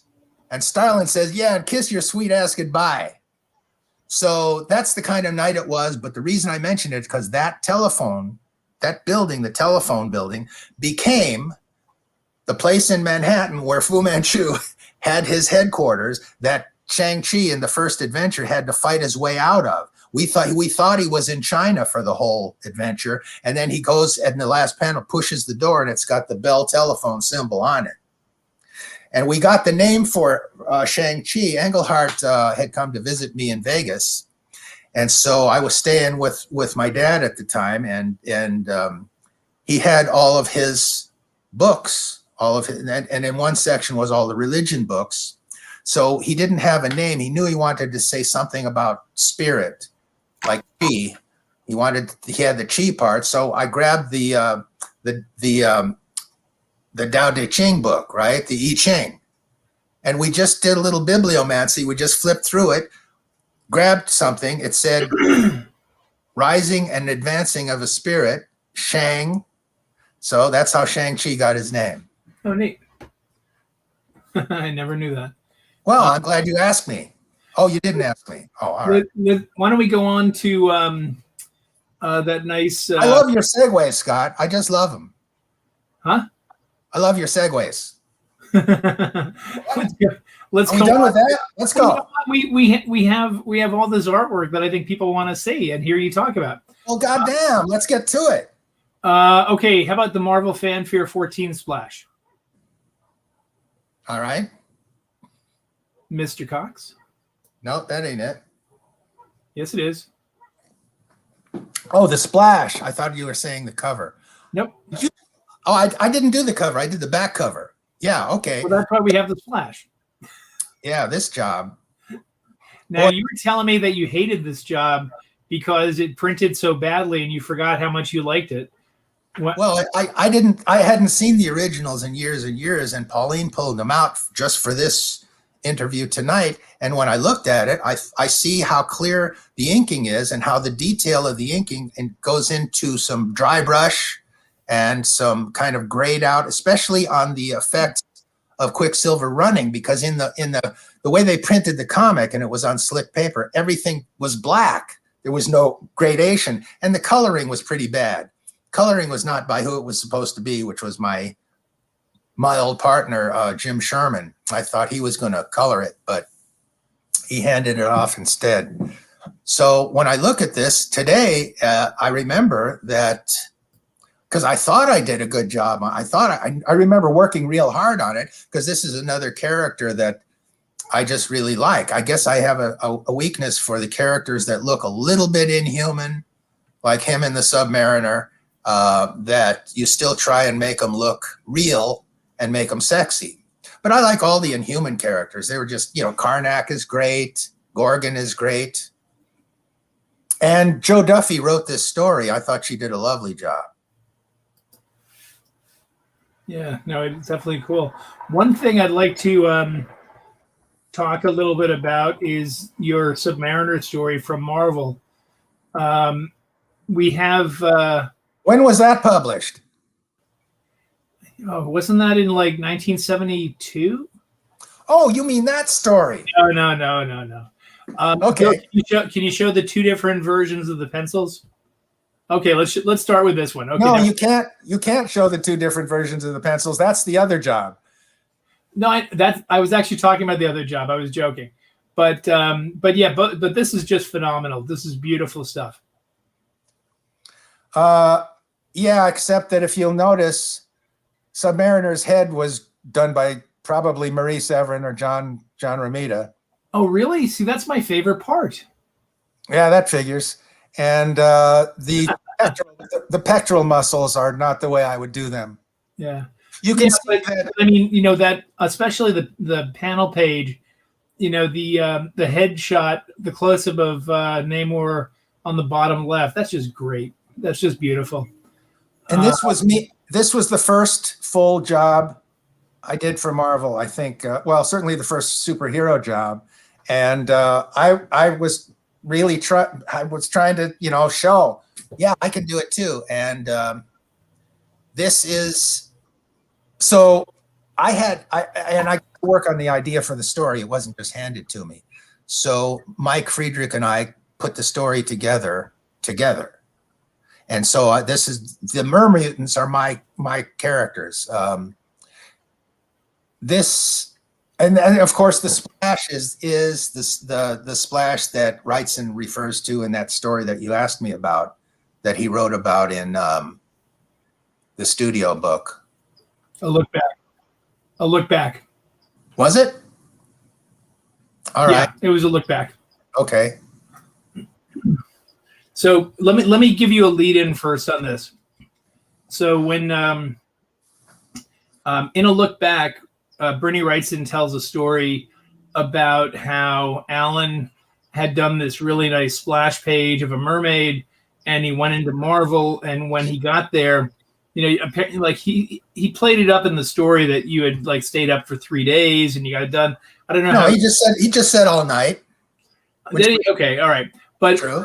But so, but Bernie says that you came into Marvel and that he didn't name the person, but an artist said the way Bernie portrayed it said that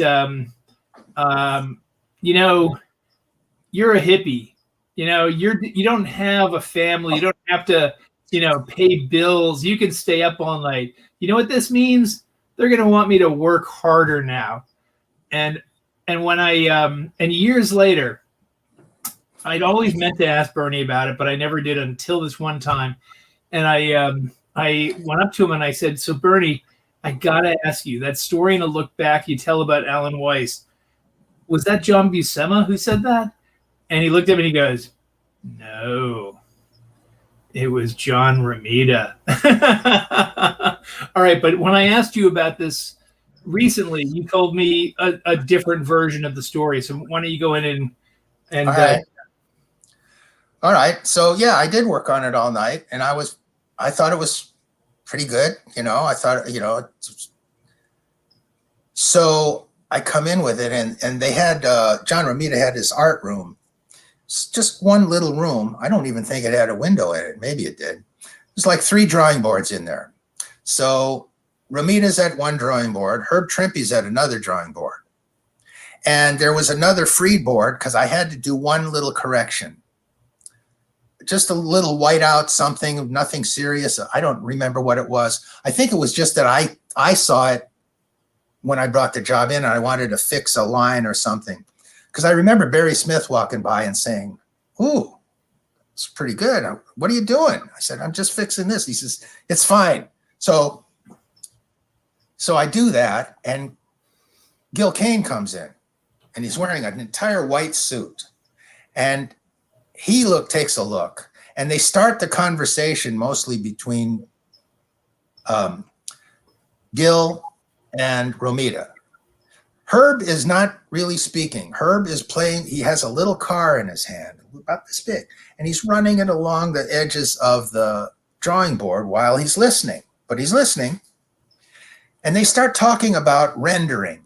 Too much rendering. These new guys are doing just all this extra rendering. And of course, we didn't think there was such a thing as too much rendering. We said, we want to do the ECs. We want to do like the ECs. If we can do that with superheroes, hey, isn't that the best of both worlds? And look, that guy Adams is doing it. So, hey, all right.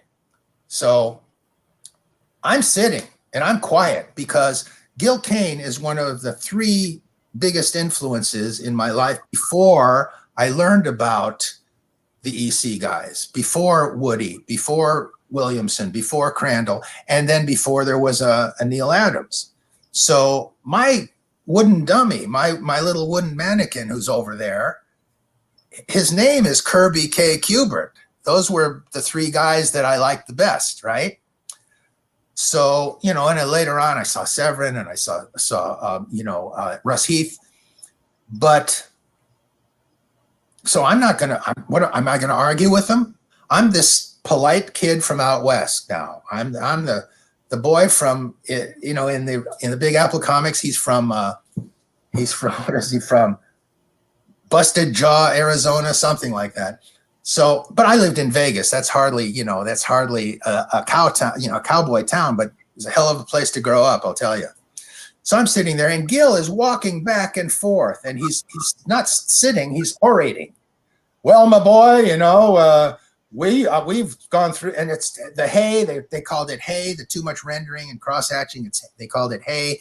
And he's saying, this is a business, and this is like it's like an assembly line. And did I hate to hear that? It's an assembly. You got to do it, and it's really a business. You got to do this. And Romita told the story.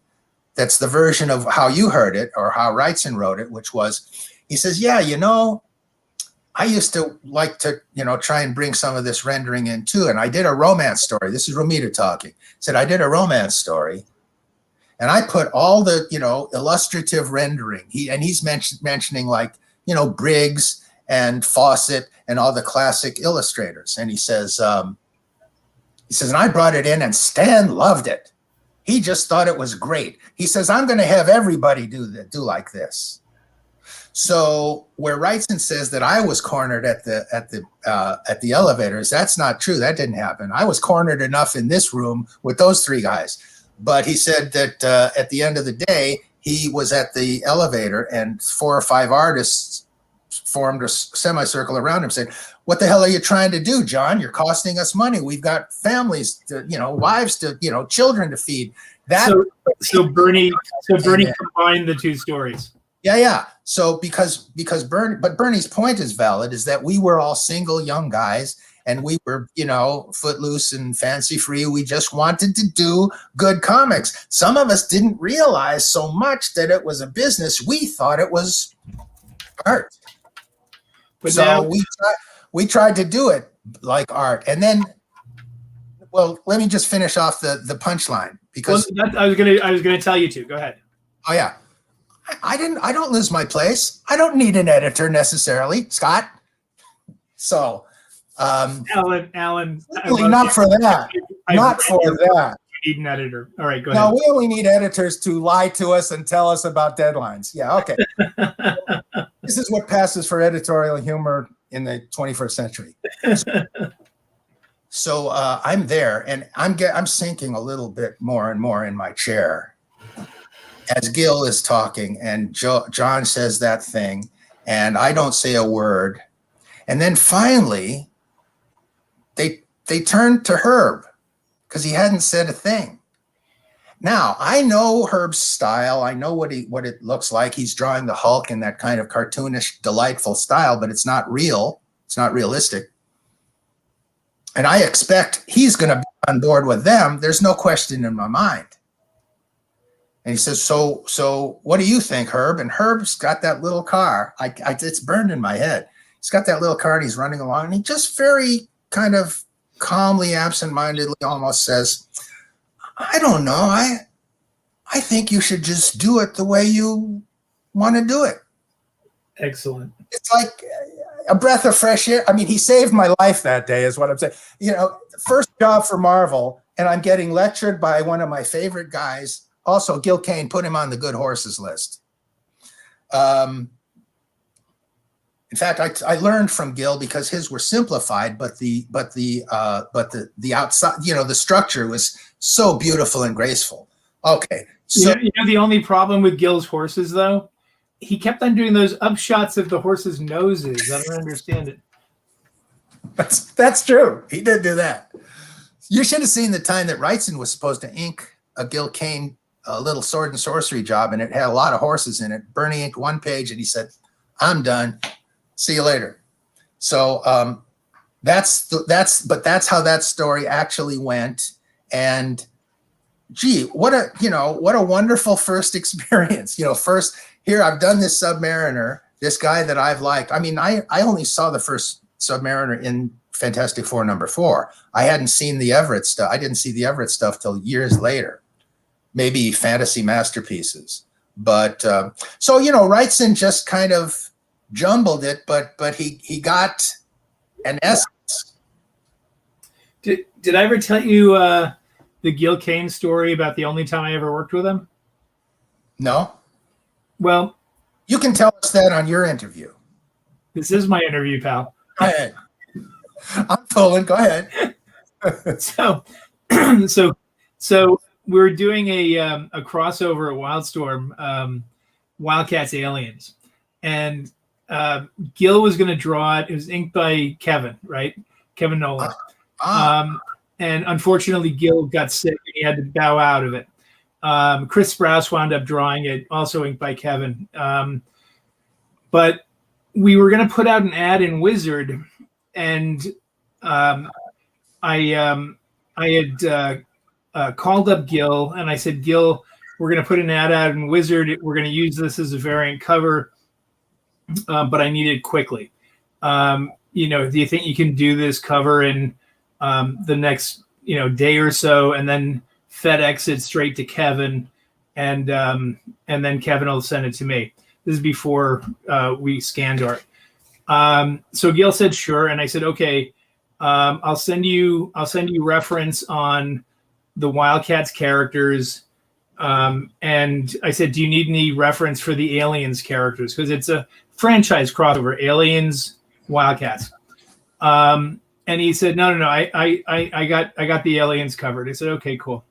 And so I said to him, to make it quick, let's just have two characters. We'll have this character Zealot, who's a woman with a sword. And I said, have her with the sword, and she's turning. You can see her face, but she's turning behind her, and behind her is an alien looming over her. And they're on a satellite. So I said, so Gil, make sure you put in a porthole, show the Earth, so we know, where we are. And he said, no problem. And so the next day, or 2 days later, Gil was supposed to send me a fax of the cover, but he never did. Instead, he just sent it to Kevin. So I get a call from Kevin, and Kevin says, okay, I got the cover. I said, fantastic. How does it look? He goes, it looks incredible. It's perfect. I said, but I think I better fax it to you. So I go to the front desk, and this fax comes over, and it's exactly what we talked about. There's Zealot, the sword. She's looking behind her and not scared. She's looking, determined.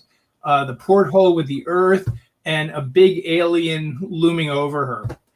A big alien looming over her with a star on his chest, a bubble helmet, and a ray gun. And I said, oh, Jesus Christ, what are we going to do? And Kevin said, what do you mean we, white man? He said, Kevin, you got to fix it. You got to fix it. He goes, oh, I hate doing that. I'll pay you double rate. Okay. Well, I've got a parallel that might be a good way to close the show here, maybe. I still want to show some more art, though. But anyway, go ahead. Well, do that first. I'll remember where it is. All right, let's show the 4 Marvel pages, the 4 Submariner pages, two and 2. All right, so now, Alan. So this is on the right, the pencils that were redone recently. The pencils on the left were done back in the early 70s. No, not the early 70s, the late 70s. Late 70s. Okay, well, you tell the story. Go ahead. This was going to be for a double issue summer Avengers special. So I remember that I had the idea for the story, and I wanted to do this opening sequence with the Submariner back in 1939. The 3 main characters, what it was the Avengers, but it also had Spider-Man, Quicksilver, and Submariner, because they had a certain kind of mutant blood. So they would be on the cover, and they were on the splash page. But I was going to open with this little kind of vignette sequence of the Submariner back right before World War II. Then we would fast forward to when this was, 1979. And I wanted to do this barroom brawl. There are two scenes that are in this new story, and this was one of them. The other was the Fred Astaire Submariner dancing in a full tux. So on the left, you've got the pencils from 1979, and when Alex Ross invited me to this project, we talked about doing either either finishing this story, doing a new story, or maybe doing the Warlock story that was never that I penciled. That would have been the last issue of Starlin's Warlock. That was lost, but we have Xeroxes of the pencils thanks to Steve Lealoha. So on the left, you've got the original pencils, but I just felt I'd like to keep them. I'd had them for almost 4 decades. Let's keep the original pencils of the first 4 pages, not the splash. There were 5 pages altogether because that had Spider-Man and Quicksilver as well, and they weren't in this story. So I just traced it off and redid it and tightened it up, finished it up, and that's what's on the right. So this was done about a little over a year ago, maybe. And it's almost the same. There's just a few little tweaks here and there. I think she's got the inks and the color up there too for this page. Yeah. Laverne Konzerski did the color. I did the inks. Yeah, really nice stuff. Really nice stuff. And this is the young Submariner. And as I told you, Scott, I only as I was writing it did I decide to write Subby as Bill Everett originally wrote him back then. So this is pre-Imperious Rex. This is, the slinging American Submariner. Although he does do a little, when he threatens some bad guys later on in the story, he does lapse into the pseudo-Shakespearean Imperious Rex type dialogue.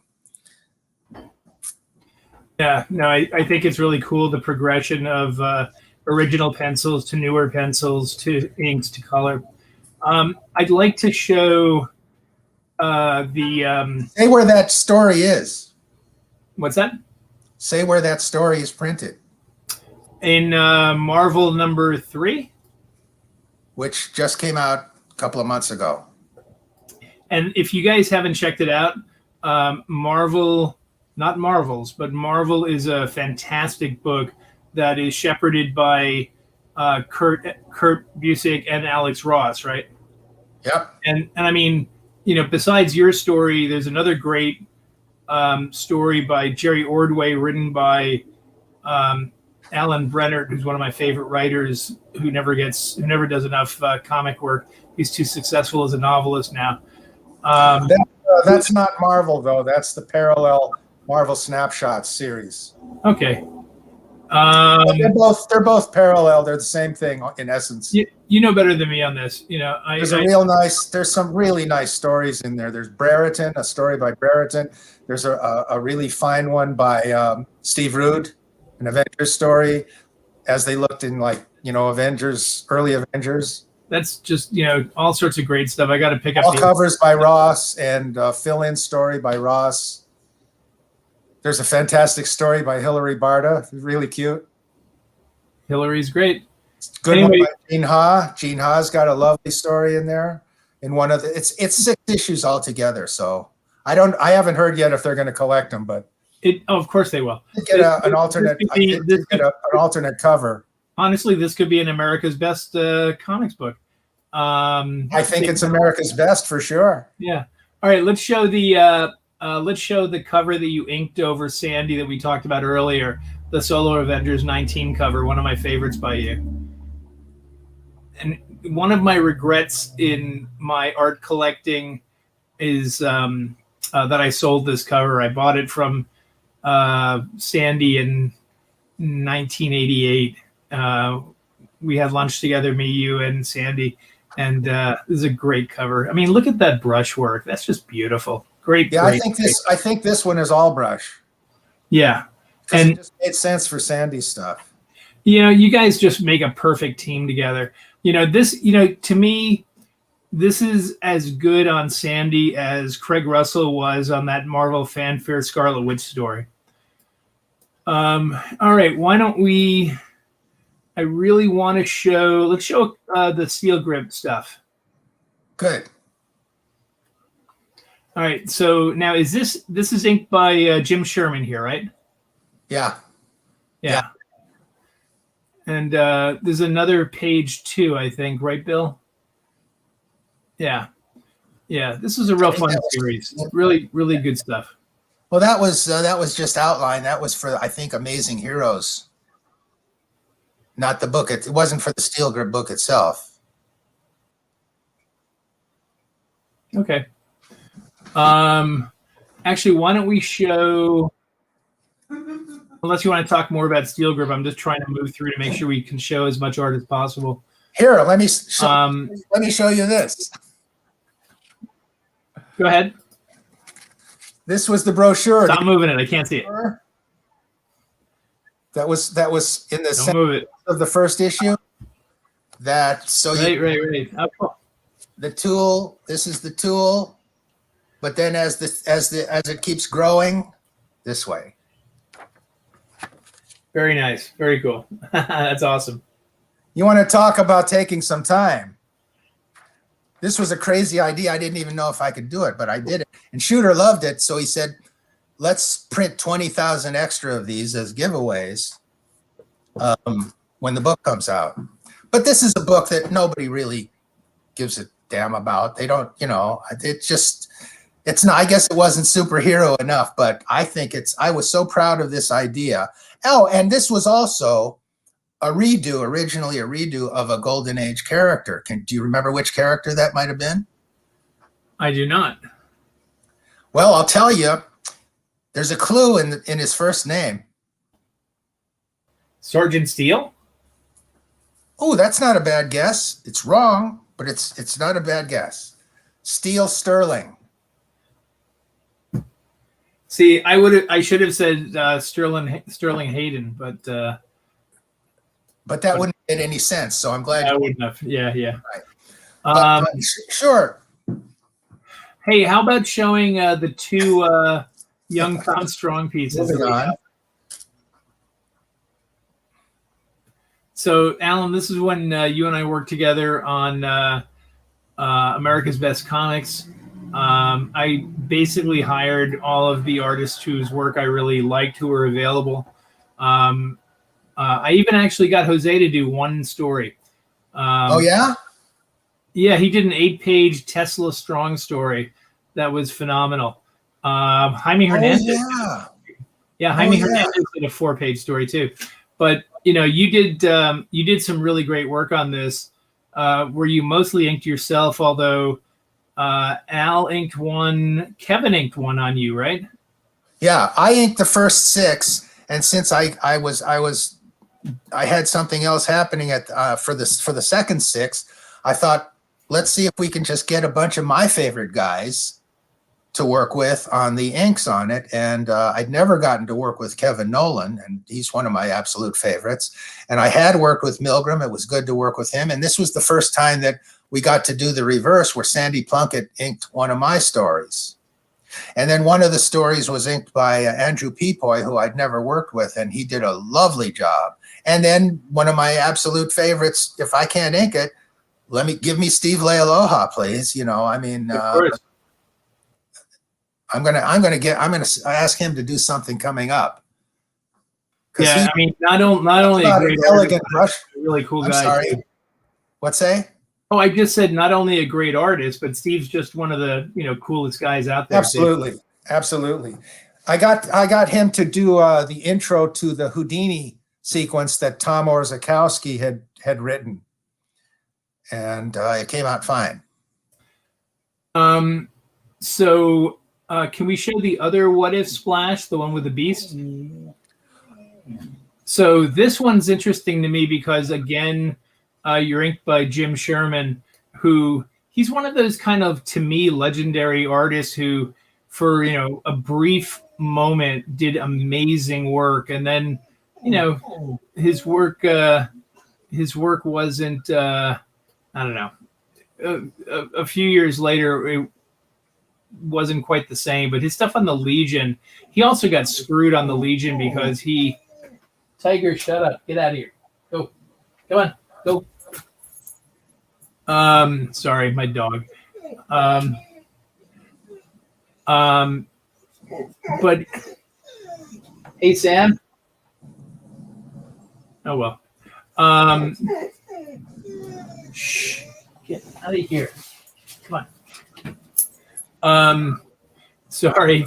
So yeah, Jim Sherman got screwed on the Legion because, you know, sometimes he was inked by Bob McLeod and Rubenstein, and that looked good. But then the other times he was inked by Jack Abel, who I never met. I always heard he was a great guy, but just not to me, not a good inker. He inked me on one story. You know, I think.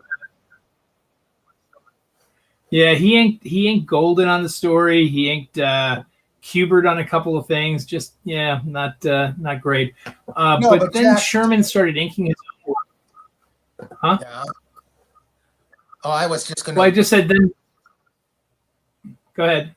I was just gonna just fade off on Jack Abel for a few minutes because he was a great guy and everybody knew him and he'd been around for so long. As a matter of fact, the one time he did ink me was for Atlas Comics on a character that is kind of like the Beast, but it was what the hell was he? The Brute.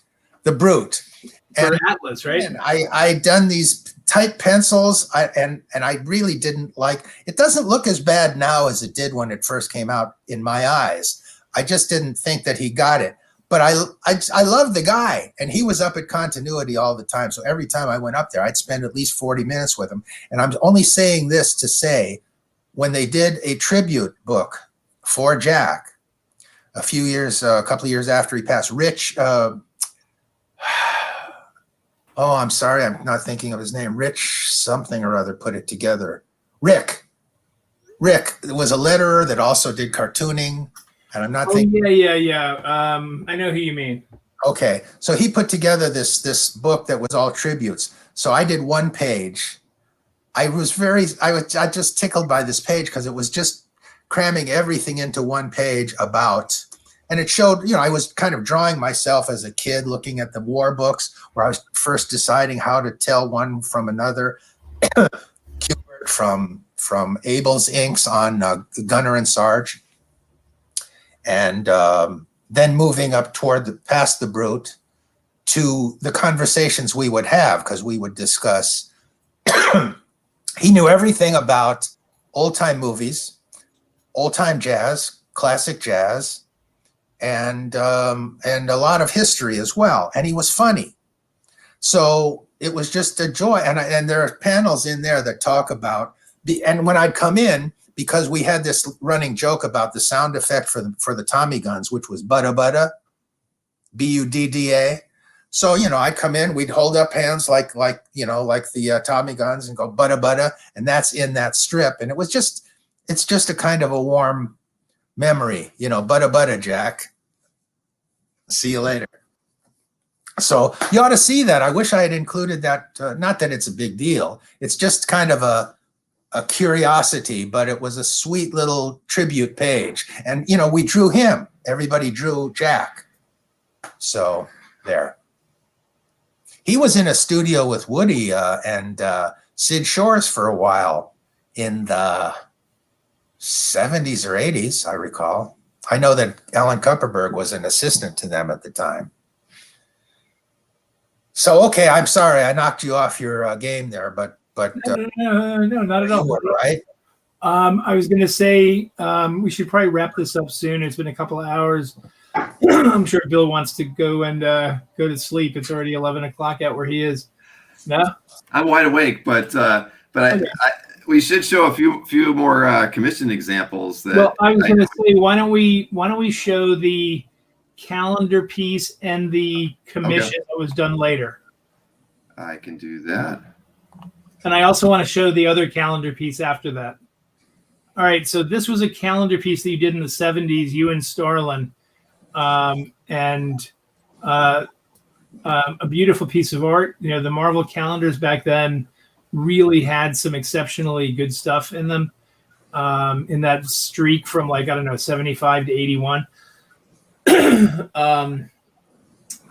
Somebody really should do a collection of the Marvel calendars. Anyway, but so Alan, you did this, and then do you want to talk about this piece, or do you want to go into the commission that was done years later? Well, go into the commission because then we'll compare the two. All right. because this sucker was huge. All right, so Alan, somebody commissioned you and Starlin to do this, and you were telling me this is some crazy, ridiculously big piece of art. Yeah, right? it's like 4 feet. I had to spread it across half of a room to speckle the stars in space on this sucker. Great big, there were great big cutouts of the guys so they wouldn't get splashed. We earned our keep on this one. Did you use a toothbrush on that? Something like that. Yeah. Very cool. Very cool. Took a while. I like those. I like the concentrations, the little nebula-like stuff. But I'm glad I only get to have to do one of these every once in a long while. Yeah, that's definitely a cool piece. All right. You want to say anything else about this, or do you want to jump into the Thanos piece? Not unless you have a specific question. No. Nope. So this is another calendar piece done in the 70s, right? Yeah. Yeah. Late 70s. It's probably got a date on it. I can't see it. I don't see it either. And one of your frequent inkers, Joe Romita. Yeah. Did a pretty nice job on this one, huh? Yeah, he did. Because this was big too. This was big. I drew this. I had this up on a wall to draw. It's calendar size, so it's bigger than a double page spread. It was huge. I remember it, but I was happy to do all the characters. I don't think I had drawn the Thing maybe ever before this, so I really wanted to make him as cartoon looking in the face as he's supposed to be. But I'd forgotten about this for a long time, and then it came out recently as an alternate cover on some reprint book because of Thanos, right? So yeah, of course. All right, and then how about the Bill? If you could bring up the War Dancer.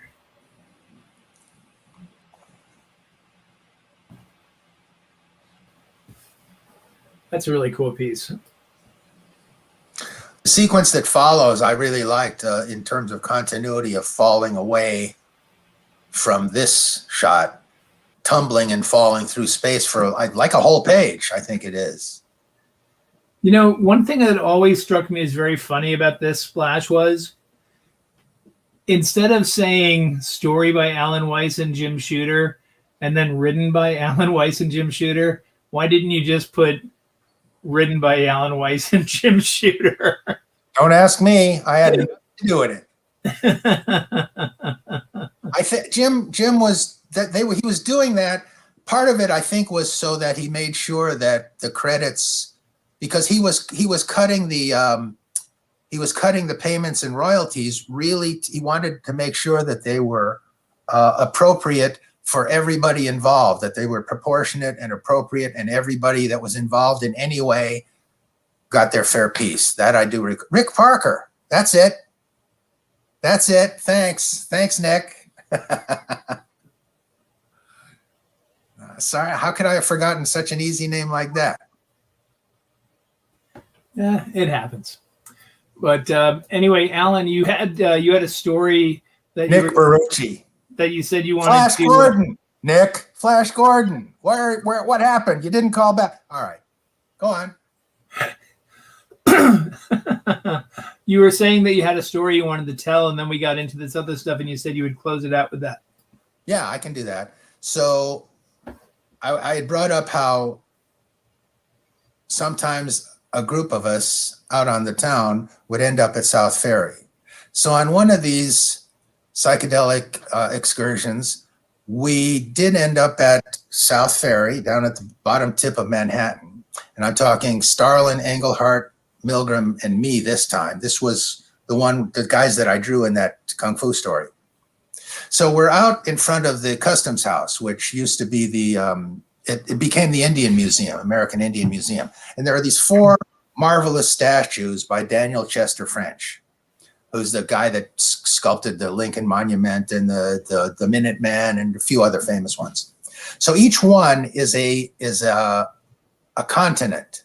So there's a woman that embodies the continent sitting on a throne of some kind, and then there's all kinds of accoutrements around her depicting what that continent's known for. And they're marvelous. And we used to climb around on those things too. So this particular night, we're sitting there, we're sitting on the steps. There's nobody around. It's maybe 4 a.m, something like this. And, we're talking story ideas as you do. And Engelhardt starts rhapsodizing on this idea of, oh yeah, we could have it. And Submariner is attacking Manhattan from down here, South Ferry. And his army is coming, and there's some magical thing. I forget what it was. It was going to be a magical thing, Doctor Strange maybe, and that these statues were going to come to life. And the wheel of progress there was going to be like the war wheel in the Blackhawks. And this is happening. And all the slaves, because Africa's got a throne that's sitting on skulls, and it's representing all the generations and generations of Africans going into the millennial. And this is happening, and he's getting more and more grandiose by the moment, and this will do this, and we'll do this. And Starlin and I and Milgram are looking at each other because he's going to write it, but one of us is going to maybe draw it. Right. And we can have thousands of these guys over here. We'll have thousands and armies, and they'll be clashing. And we're just kind of, looking like this, like, Can't you have 3? And Starlin's, and so finally Engelhardt is going, and he's getting all exercised and enthusiastic, and it's all good stuff. But we're sitting there like this, and then he stops all of a sudden. It's silent, so he's wondering why. So he looks and he says, "What?" And we look at him and say, "Easy for you to say, Steve." So Steve says, from that day to this, whenever what did I do? I hit something I don't want. He says every time he works with a new artist, he tells that story to tell them that he knows, yeah, I just write down what it is, and I understand that you have to do it, and just so you know that I know. So I think that's an appropriate way to ride out into the sunset, don't you? Absolutely. But, he is my favorite Batman writer. A lot of favorite Batman writer. Well, because not only did he do that great stuff with Marshall Rogers, but you see this thing back here? Wait, behind me? Yes. Do you know what that is? Can you recognize it? No. That's the splash page from Night of the Hunter or Night of the Stalker. Night of the Stalker. That's from Detective 439. It's that story, the silent story, where Batman only says like one line, and now it is happening again, where he tracks down one by one the. Who drew that? Who drew it? Sal Amendola. Sal drew that? Yeah. Wow. And him and his brother Vince, and Dick, and it's I love the art, but I love the story. It's absolutely he's my favorite Batman writer, followed by Alan Brenner. Actually, you want to hear a funny South Ferry story? Very brief. When I was a kid living in Manhattan, when I was like 19 years old, 20 years old, I was poor as hell, and I would always take a first date to the Staten Island Ferry because. Right. Good idea. 20-cent round trip. It was romantic, and it was cheap. It was great. No, that's a great idea. I've done it myself. Next time, Scott, if there is a next time, I'll tell you the Batman story about Neil's Batman that he put us in, and that came true the following year at Rutland, Vermont. Yeah. The 237. The Reaper. I never remember the numbers, but I'll trust you on that. The Reaper story, right? That's it. Yeah. All right. Yeah, that's great stuff. I love that stuff. Hey, Bill, how you doing? Fantastic. I've enjoyed every minute of this. How'd we do, Bill? Were we all right? Oh yeah, no, Even fantastic. Scott got better after the coffee sunk in a little bit. I think he was a little slow there at the start. Okay. No, everybody did just great, You did too. Yeah, I did pull up the wrong Submariner artwork originally. Well, initially, I think I was supposed to start with the other one, but that. Oh, come on, man! You were on top of it pretty well. You know what? It made more sense to have the older one first. Yes. See, I knew what I was doing. Right. That's right. Make a good editor, wouldn't he? I listen. I don't direct. But hey, before we sign off, though, I did want to put your website up there again, so that. Oh wait, it's showing as a ticker. I don't want to show it as a ticker. You want to put it in the comments? Well, I'll put it in the comments too, but I just wanted to show it up on screen so everybody's got the right URL for surrealdeal.net. And if you want to inquire about commissions or even potentially about original art that you think Alan might have, then you can email through that same address. And Pauline said they have that calendar piece, the Thanos one, and if somebody wants to offer $100,000, Alan might sell it. For that, yeah, I might. I'd consider it. There you go. But the way prices are going now, it wouldn't surprise me. Well, the way prices are going now, I'm glad I never sold anything. Very wise. I think I sold 6 pieces ever. Yeah. Well, I will.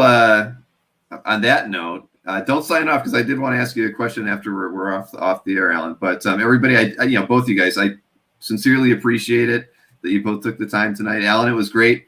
I've actually never. I should have watched a little prep work on you. But you got. I'm sure you have a wealth of stories that we could easily have you on a second time and talk. That's more. Me, a wealth.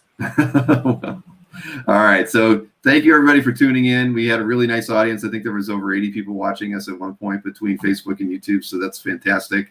I appreciate everybody tuning in, and we'll actually be talking about the Heritage auction tomorrow night on our Comic Art Live chat. So that should be pretty interesting too, because talking about the record prices and things that the last 4 days of auctions that they held were pretty ridiculous. And so we've got a lot to talk about tomorrow evening. But again, thank you both.